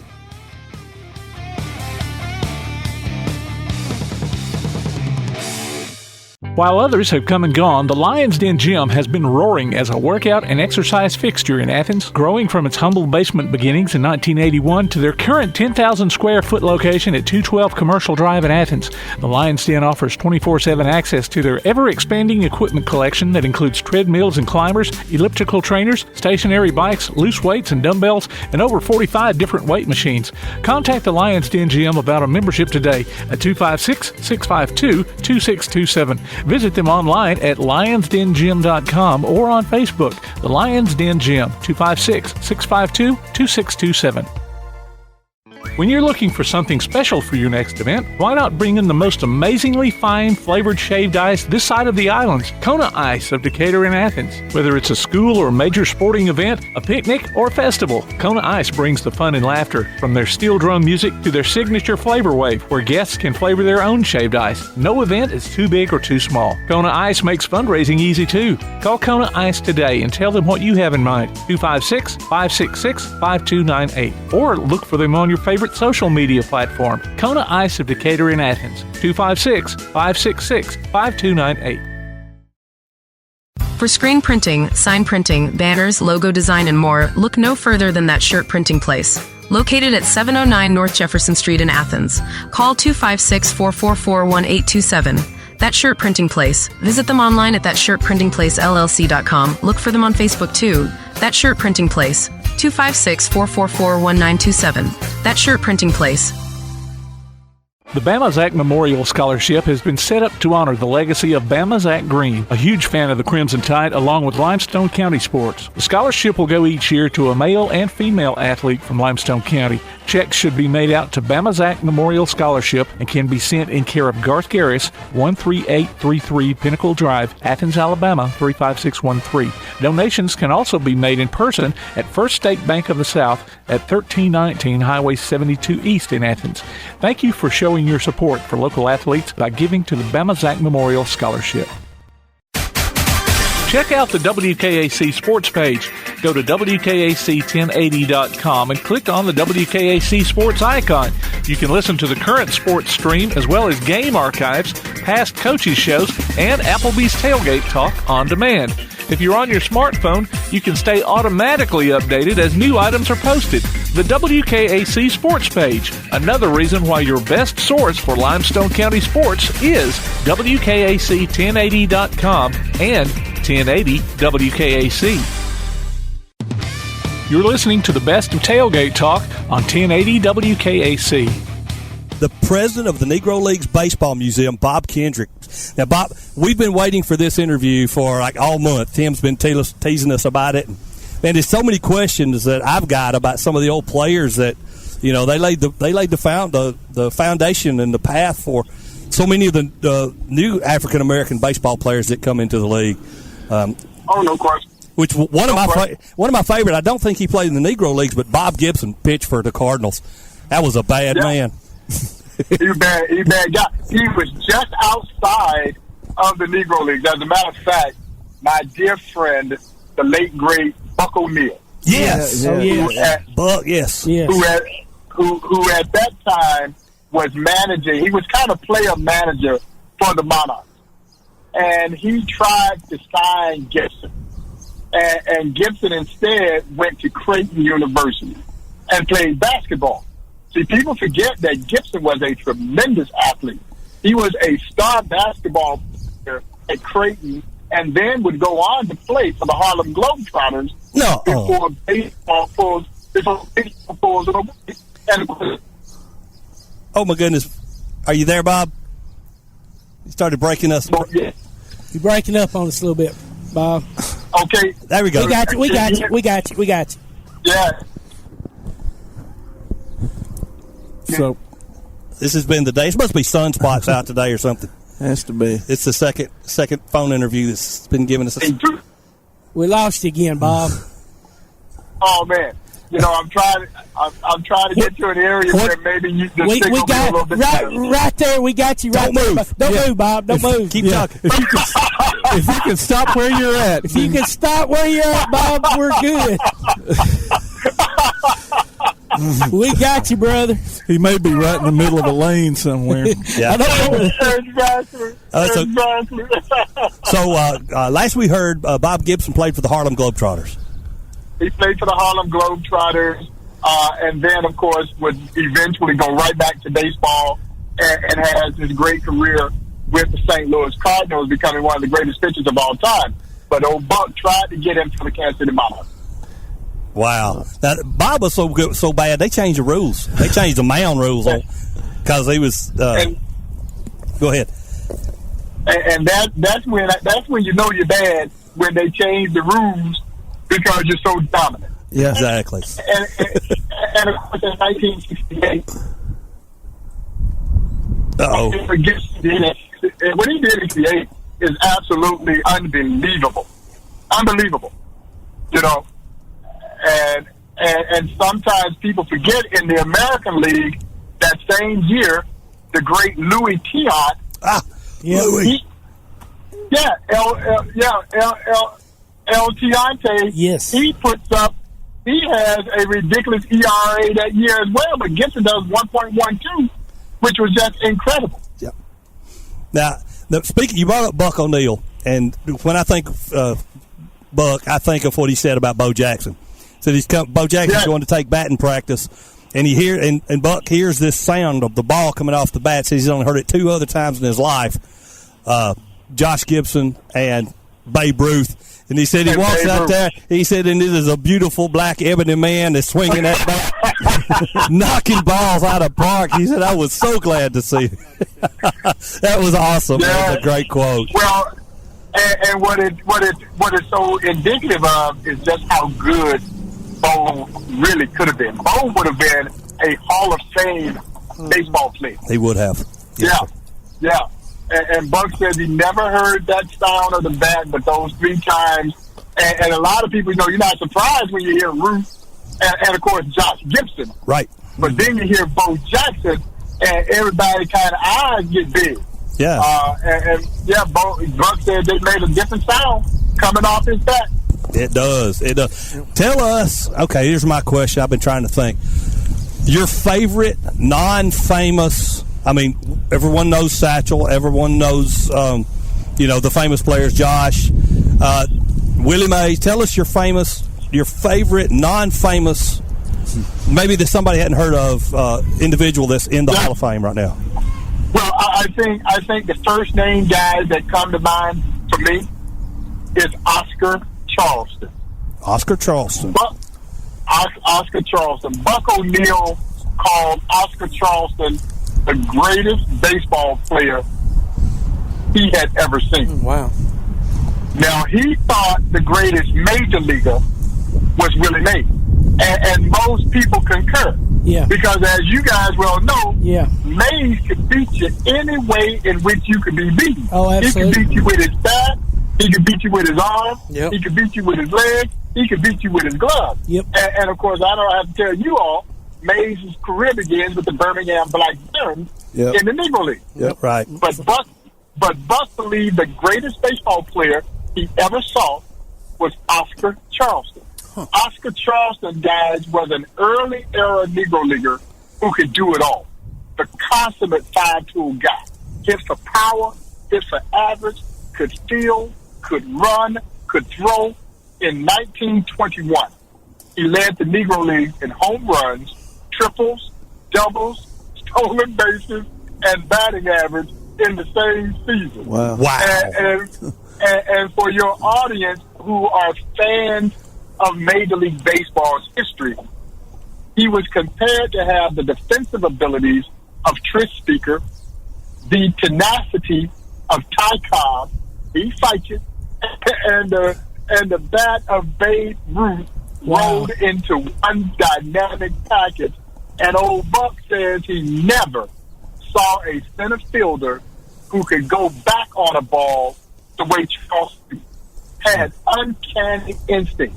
Just seemed to know where that ball was coming down right off the crack of the bat. You guys remember the catch that Willie made? Absolutely. Oh, yes. Yeah. Well, yeah, no, and honestly, the throw might have been better. Throw was better than the catch. I've always said that. I was like, the catch was great, but that throw, geez. Yeah, but everybody remembers the catch because it's the World Series, and he had to run literally a country mile to make that great over-the-shoulder basket catch that he made.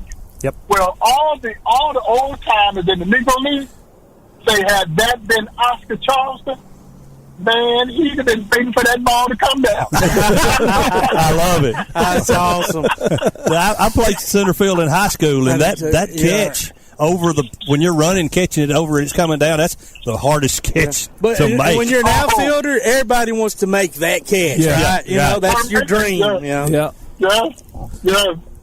But Oscar would have been waiting on it to come down, huh? And Oscar was a big man, 6'190". That's moving for a big man. Strong. Buck said he never saw anyone stronger than Oscar Charleston. Fellas, Buck said that Charleston could take a baseball, put it between both palms, and turn the leather on the baseball. No. That's strong. That's stout right there, buddy. Oh, I'd hate to shake that hand. I'm telling you. Come up with broken fingers.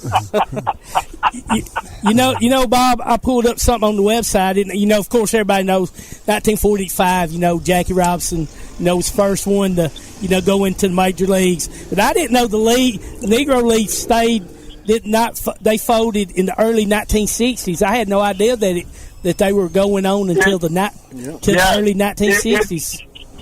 It took 13 years after Jackie raced to Colorado. He joins Brooklyn.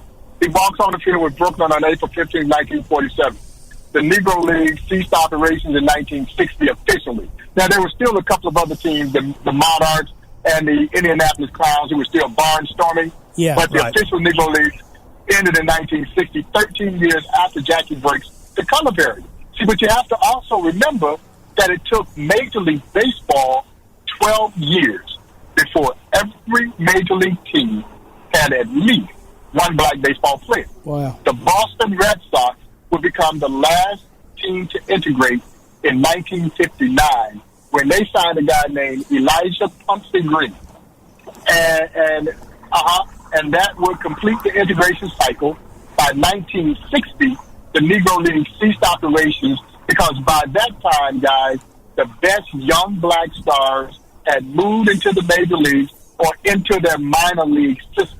There was no replenishing system. So the major leagues no longer needed the Negro Leagues as a feeder system because if you were an aspiring young African-American ball player, you didn't need to go to the Negro Leagues now. You could go right into that minor league system and try to work your way to the big league.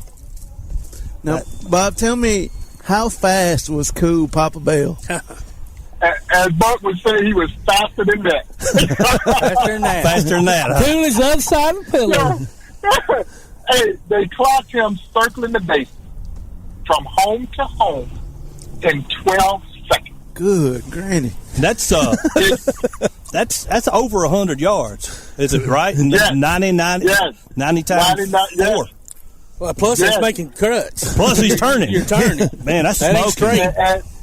And see, you just touched on something that Buck always said separated Cool Papa Bell from the other fast guys, was his ability to cut the bag on the inside. Mm-hmm. Where most guys got to take that big rounding turn. Yep, at the top. Cool was on the inside, and they say he would run so low to the ground that he could literally smack the bag with his hand and not fall over. Man, I'd love to see that. That's cutting it loose there. Hey, he once stole 175 bases. No, he didn't.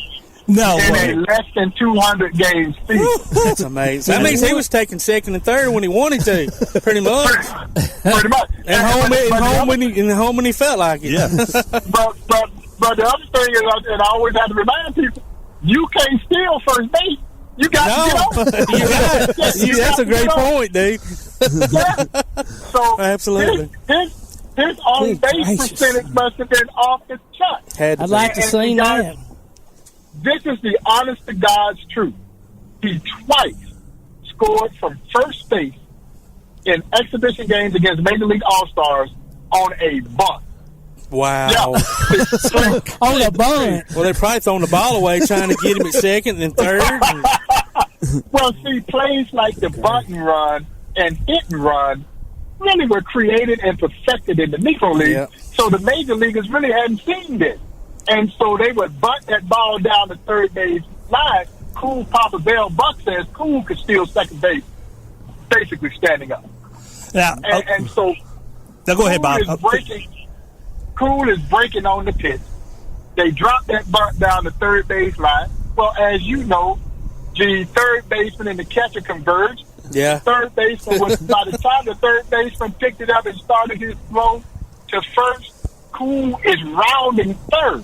Jeez. Well, the pitcher is supposed to back up home plate. Yep. But the pitcher's not thinking that somebody's going to try to score from first base. There you go. That's a point. Couldn't get there in time. That's amazing. He was so fast that the legendary Jesse Owens, who was the fastest man in the world, that is unbelievable. Cool Papa Bell. Wow. Not racing. Oh, he wouldn't race him, huh? He flat out refused to race. Smart man, sounds like. And Cool was going, come on, dude. You a gold medalist. Where's your role? Show your role, man. I love it. Hey, Bob, if we want to find out more about all these players, where can we go online, and where are y'all located if we want to make a road trip? We're in Kansas City, Missouri. As a matter of fact, right around the corner from where the Negro Leagues were formed. And you can follow us on our website at nlbm.com, and I'm on Twitter at nlbmprez, Prez, and that's my Instagram username as well. We're constantly, throwing out information about the history of the Negro Leagues and all the events and activities that we've got going on, and it's just you touched upon it. It's just a fascinating piece of baseball and American history. Okay, I'm searching Instagram right now. Tell me your handle again, or your username on Instagram. NLBM as in Mary, Prez, Prez. Prez. There you are, Bob Kendrick. I am following you now. Todd and I talked about it. We've talked about it with Josh Carey, the grandson of Skip Carey, the son of Skip Carey, grandson of Harry Carey. He's our voice of the Trash Pandas, which is our new minor league team here in North Alabama. Todd and I agree in a lot of ways on this, that the old game, like with like you're talking about Cool, as fast as he was, bunting and lay down a bunt, moving people over instead of today's game. Do you have a feeling? Do you like today's game? Or do you like the old game where you stole bases and you laid down a bunt? You did those things. Old school. I'm old school. Yes, sir. I'm old school. And I've voiced my opinion on this subject on many occasions. The strikeout home run game that we see now. Don't get me started, buddy. Boring. And I understand that's the nature of the game, and the analytics and everything says that it's good, but to me, it is not exciting baseball at all. And the way that the Negro Leagues played the game, which was fast, aggressive, daring, they were going to bunt, they were going to steal, they were going to hit and run, they were going to double steal, do these things where people were constantly in motion. And really, the formula hadn't really changed. It is still about great pitching, great defense, and being able to manufacture runs. And of course, everybody plays for the big innings now, and so they don't want to take the bat out of these guys' hands, so you don't see guys stealing bases anymore.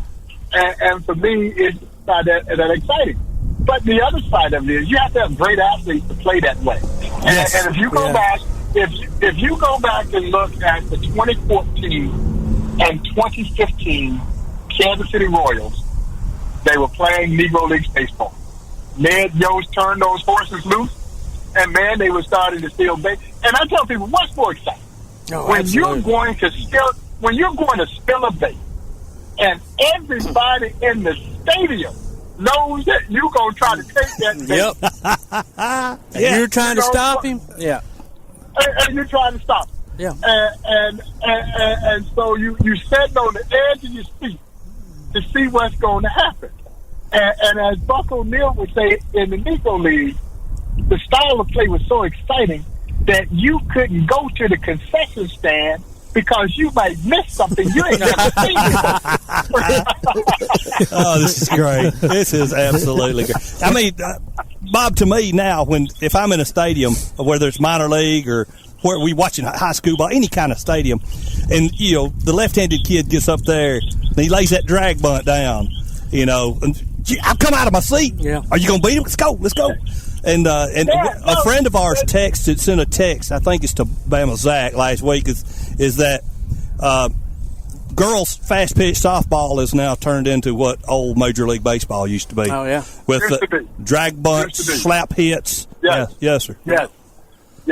See, but guys are shifting now, and guys can't beat the shift because they're you're trying to pull everything. Yeah. And, so it's a different game, and I understand that. But I prefer the motion, the movement. Yep. Guys making the play and moving guys over. The guy who formed the Negro Leagues, Ruth Foster, he absolutely preached that style of play. Yeah. Ruth Foster could score a run, and the ball never left the infield. And so that, so, they'll call it small ball, but he had guys who could hit the ball out the ballpark. Yeah.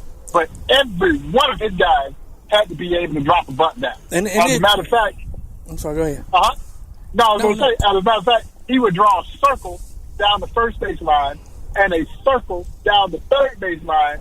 And if every one of his players couldn't drop a bunt inside the circle, he would find them.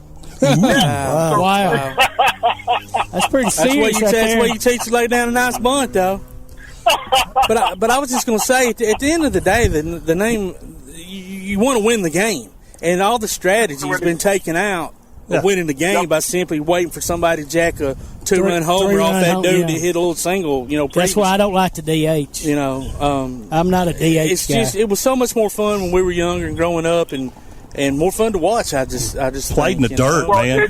Played in the dirt. It's just a more exciting brand. Absolutely. And so we don't need to worry about speeding up the game. Everybody's worried about the millennials, and how we can make the game. Well, if you want to make the game, speed up, just play it the right way. Play the game the right way. But if you give me something that I want to see, I don't care how long I sit there. Yep, that's the truth. truth. Something I want to see. Yeah. And so, and then the other thing, call the strike zone. The way the strike zone is supposed to be called. Don't get me started on that, Bob. The strike zone is from the armpits to the knees. All right, the armpits to the knees. Quit making them throw in a daggum coffee can. I mean, good. Great. And most of them still can't hit it. But Bob, you've got to come back on next year. Man, I can sit here and talk this baseball stuff all day long. Yeah. So, because we were just getting warmed up. We just getting started, buddy. I know, brother. We're just getting started. We'll get you back on, brother. No, man, I appreciate you guys having me, and I will come back anytime you want. You got it, bud. You got it, bud. Right, man. Thanks, Bob. Stay we so safe, appreciate your time. Stay safe, buddy. Yes, sir. All right, guys. You all too. Thank you. Bye-bye. Thank you. Right, bye-bye. Ladies and gentlemen, what an interview. That was what awesome. a cotton-picking interview. Great that dude. was Bob Kendrick, president of the Negro Leagues Baseball Museum. You're listening to Applebee's Tailgate Talk on WKAC. We'll be right back.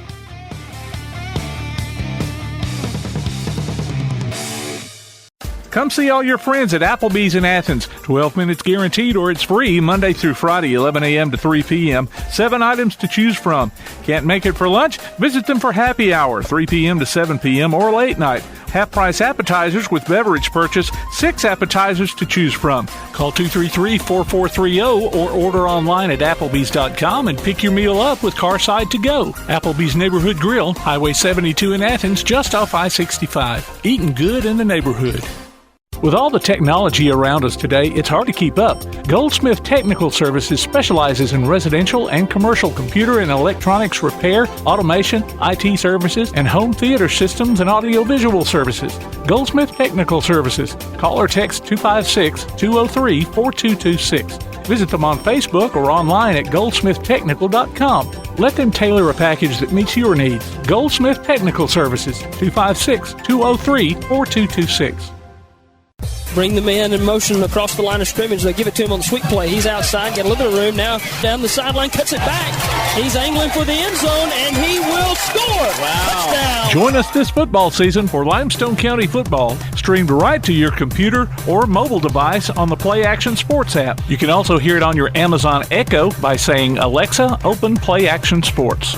Listen for the replay of select games Sunday afternoons on WKAC and download each game from the archives anytime you want. Limestone County football from Play Action Sports and 1080 WKAC. You're listening to the best of Tailgate Talk on 1080 WKAC. Ladies and gentlemen, we have on the telephone former football player played for the Bear, Dr. E. Gaylon McCulloch. Welcome to the show, Doctor. It's an honor to have you here, and we want to talk about your book a little bit later, but so far, you know, I know what Bama Zach's going to ask you. Yeah. So you're speaking to Tom, Doctor, who's the only Auburn fan. Yeah, we got one Auburn fan. So me and Zach, which is named Bama Zach, and then our producer Tim, we're all Alabama fans. So at least you're in good company. Well, listen, guys, I want you to know I appreciate the opportunity to talk with you today.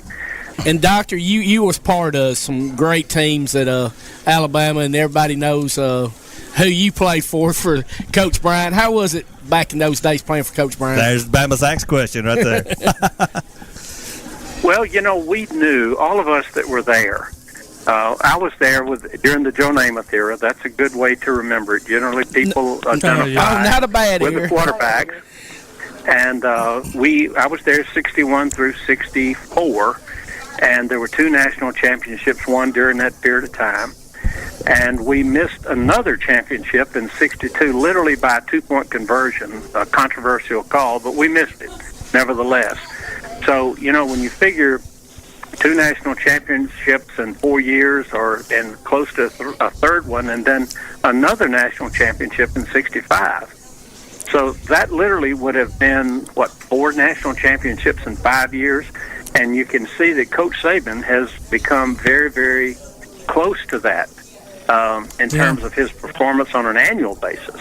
Oh, absolutely. And it was great. We knew that we were in the presence of greatness around Coach Bryant. I just don't know that as 18 and 22-year-old kids we truly appreciated that we were. And I just hope that this group of kids that are there today realize what they're a part of.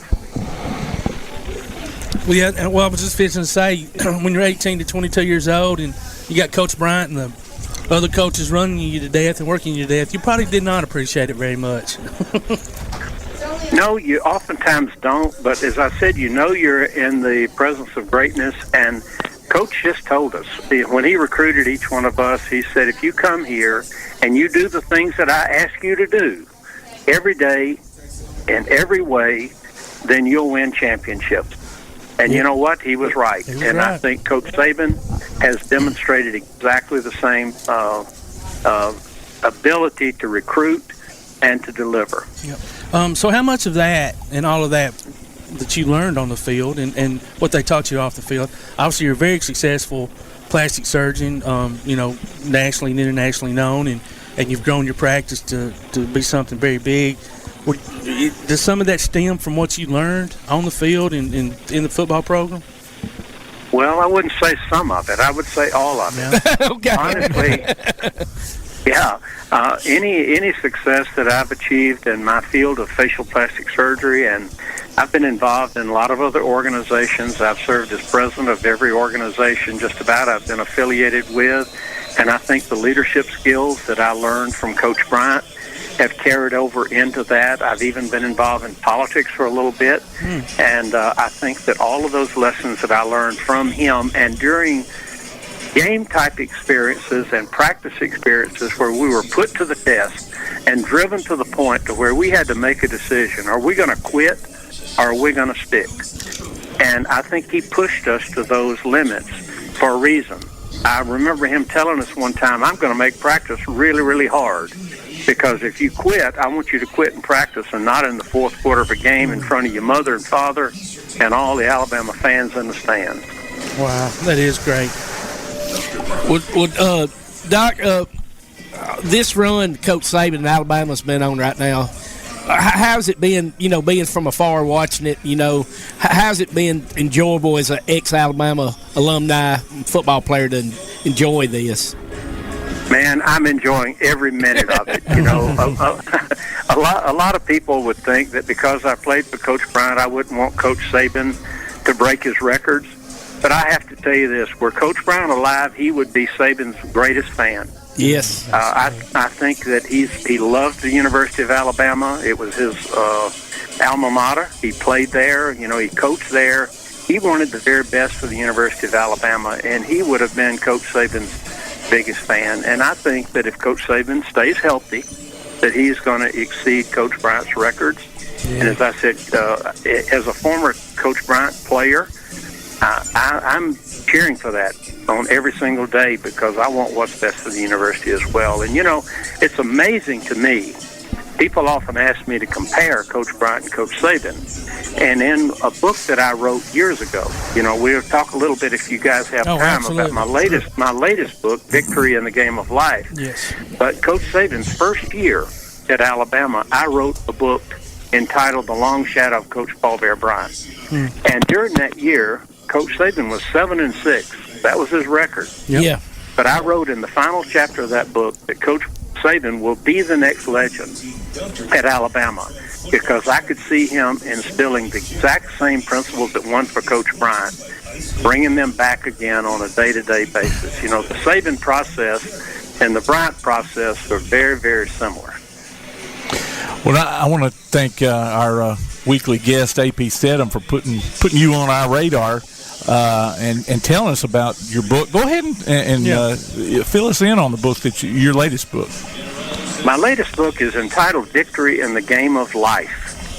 And that book was generated because in September of 2017, I was invited back to midfield at Bryant-Denny Stadium, and I was given the Paul W. Bryant Alumni Athlete Award. And that award meant so much to me that I was standing there at midfield, a place that I'd been many times over the years, and looked up at 100,000 people in the stands, and I started thinking, how in the world did I get back here? Who was responsible for this?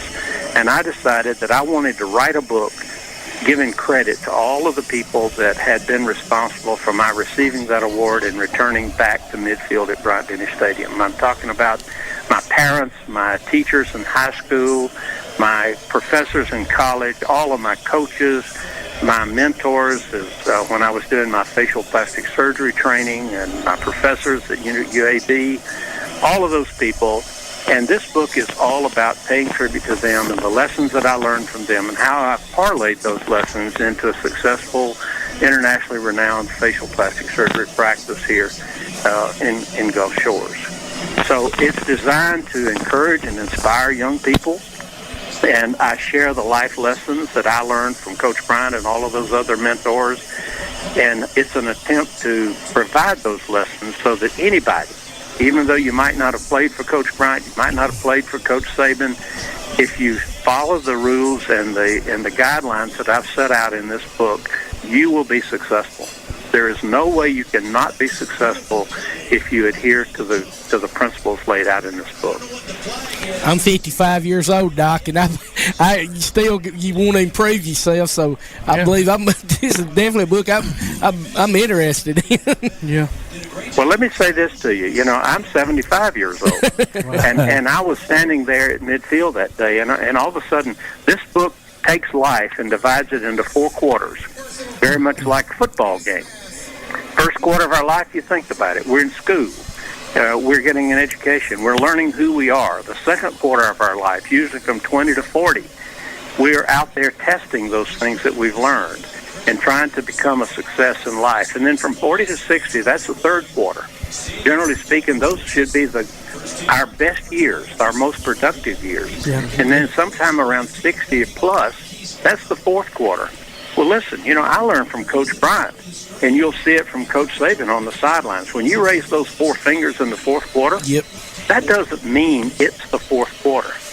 What that means is that for these next 15 minutes, this next quarter of my life, I'm going to do everything in my power to see that I do the right thing and that my team wins the fourth quarter. That's what the fourth quarter pledge means, and a lot of people don't truly understand that. So you watch today in this championship game, in the fourth quarter, both sides will raise their hands and put 4 fingers in the air. But I can tell you that not 10% of those players really realize what that means. That originated when I played for Coach Bryant at the University of Alabama. I remember that. He challenged us at halftime in a big game. At the beginning of the fourth quarter, I want you to do something. You look to where your mother and father are sitting in the stands, and you raise 4 fingers. And what you're saying to them is, I'm going to do everything in my power to make you proud for the next 15 minutes and to see that my team wins. Then you turn and you look to your teammates. I'm going to do everything in my power to live up to my part of the expectation.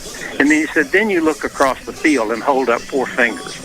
And what you're saying to the other side is, I'm going to beat you in the fourth quarter. I like it. I like it. So when you see those 4 fingers come up into the air on both sides, I can tell you that not very many of those players truly know what that means. That does not mean it's the fourth quarter. It's a pledge that we're making to all the people that count. Wow. Now, do you do motivational speaking, or does the practice kind of keep you from doing that? He's got me pumped up, Doc. Well, I do. Actually, that's one of the things I truly enjoy. I enjoy talking to young people. I spoke to the University of Alabama Alumni Association group in Pensacola 2 nights ago. And, I love to do that. I'm available to speak to any group at any time that we can work out the schedule. So if any of your listeners out there are interested in having me come and speak to a small group or a large group, I feel like that it's really a responsibility. You know, there's a verse in the book of Luke that says, unto whom much is given, much is required. Yep. Well, I've been very fortunate. A lot has been given. I have worked hard for it. My wife and I worked really hard for it. But at this stage in my life, in the fourth quarter, I'm trying to give back. And I think one of the ways that I can give back is to pass this message along to as many people that will listen. And it would be my honor to speak to any of the groups out there who would be interested in having me there. Do you tend to speak more to like corporate type events or younger folks? All of the above. I can tailor the message to the corporate executive, because I can teach the corporate executive the lessons that I learned and how to be successful, how to manage people, how to hire people, how to fire people, how to inspire people. And I can talk to middle school kids about how to plan for life and how to work hard and how to pick the right mentors. So, I mean, my message is one, and this is throughout the book. If you read the book, Victory in a Game of Life, you will see that it reaches out to people from all backgrounds, all races, all religions, and actually all fans. It is not just directed to the fans of the University of Alabama. It crosses all lines. Doc, we've enjoyed it. Yeah, thank you so much. We appreciate it. We hope we get you back on again. Let's get him a shout out. Thank you, guys. Where can people get your book, Doctor? Thank you, guys. I appreciate it. I've truly enjoyed being on with you guys. You do a great job, and I'll be happy to return anytime. Cool. Let the people who are listening know where they can find your book, Doc. Well, Well, your books, plural. It's available at several bookstores and on Amazon, but honestly, the easiest way is to simply call a number at my clinic, and I'll personalize the book. Oh, yeah. Wow. And we'll mail it to you. So let me give you that number, 251. Well, yes. 967. Okay. 7600. 7600. That is your practice there, and you will personalize a book, and they'll get it out mailed to everybody. And keep in mind that if you want Christmas presents, I'll sign as many, and we'll actually forward them to whomever you want it sent Wow, to. that's awesome, Doc. That's awesome. That sounds like a great gift for a hardy Bama fan right there. Anybody, just more than just a Bama fan. Let me say one other thing. Yes, sir.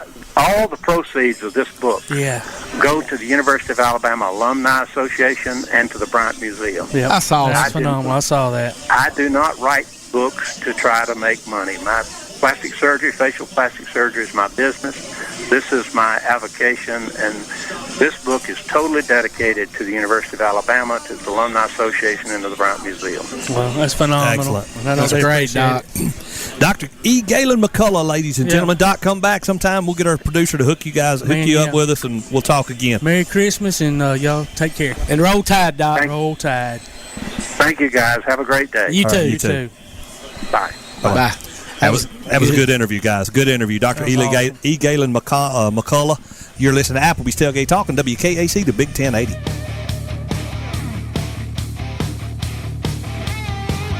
You've been listening to the best of Tailgate Talk. You can hear the archive of this and other shows online at tailgatetalk.net.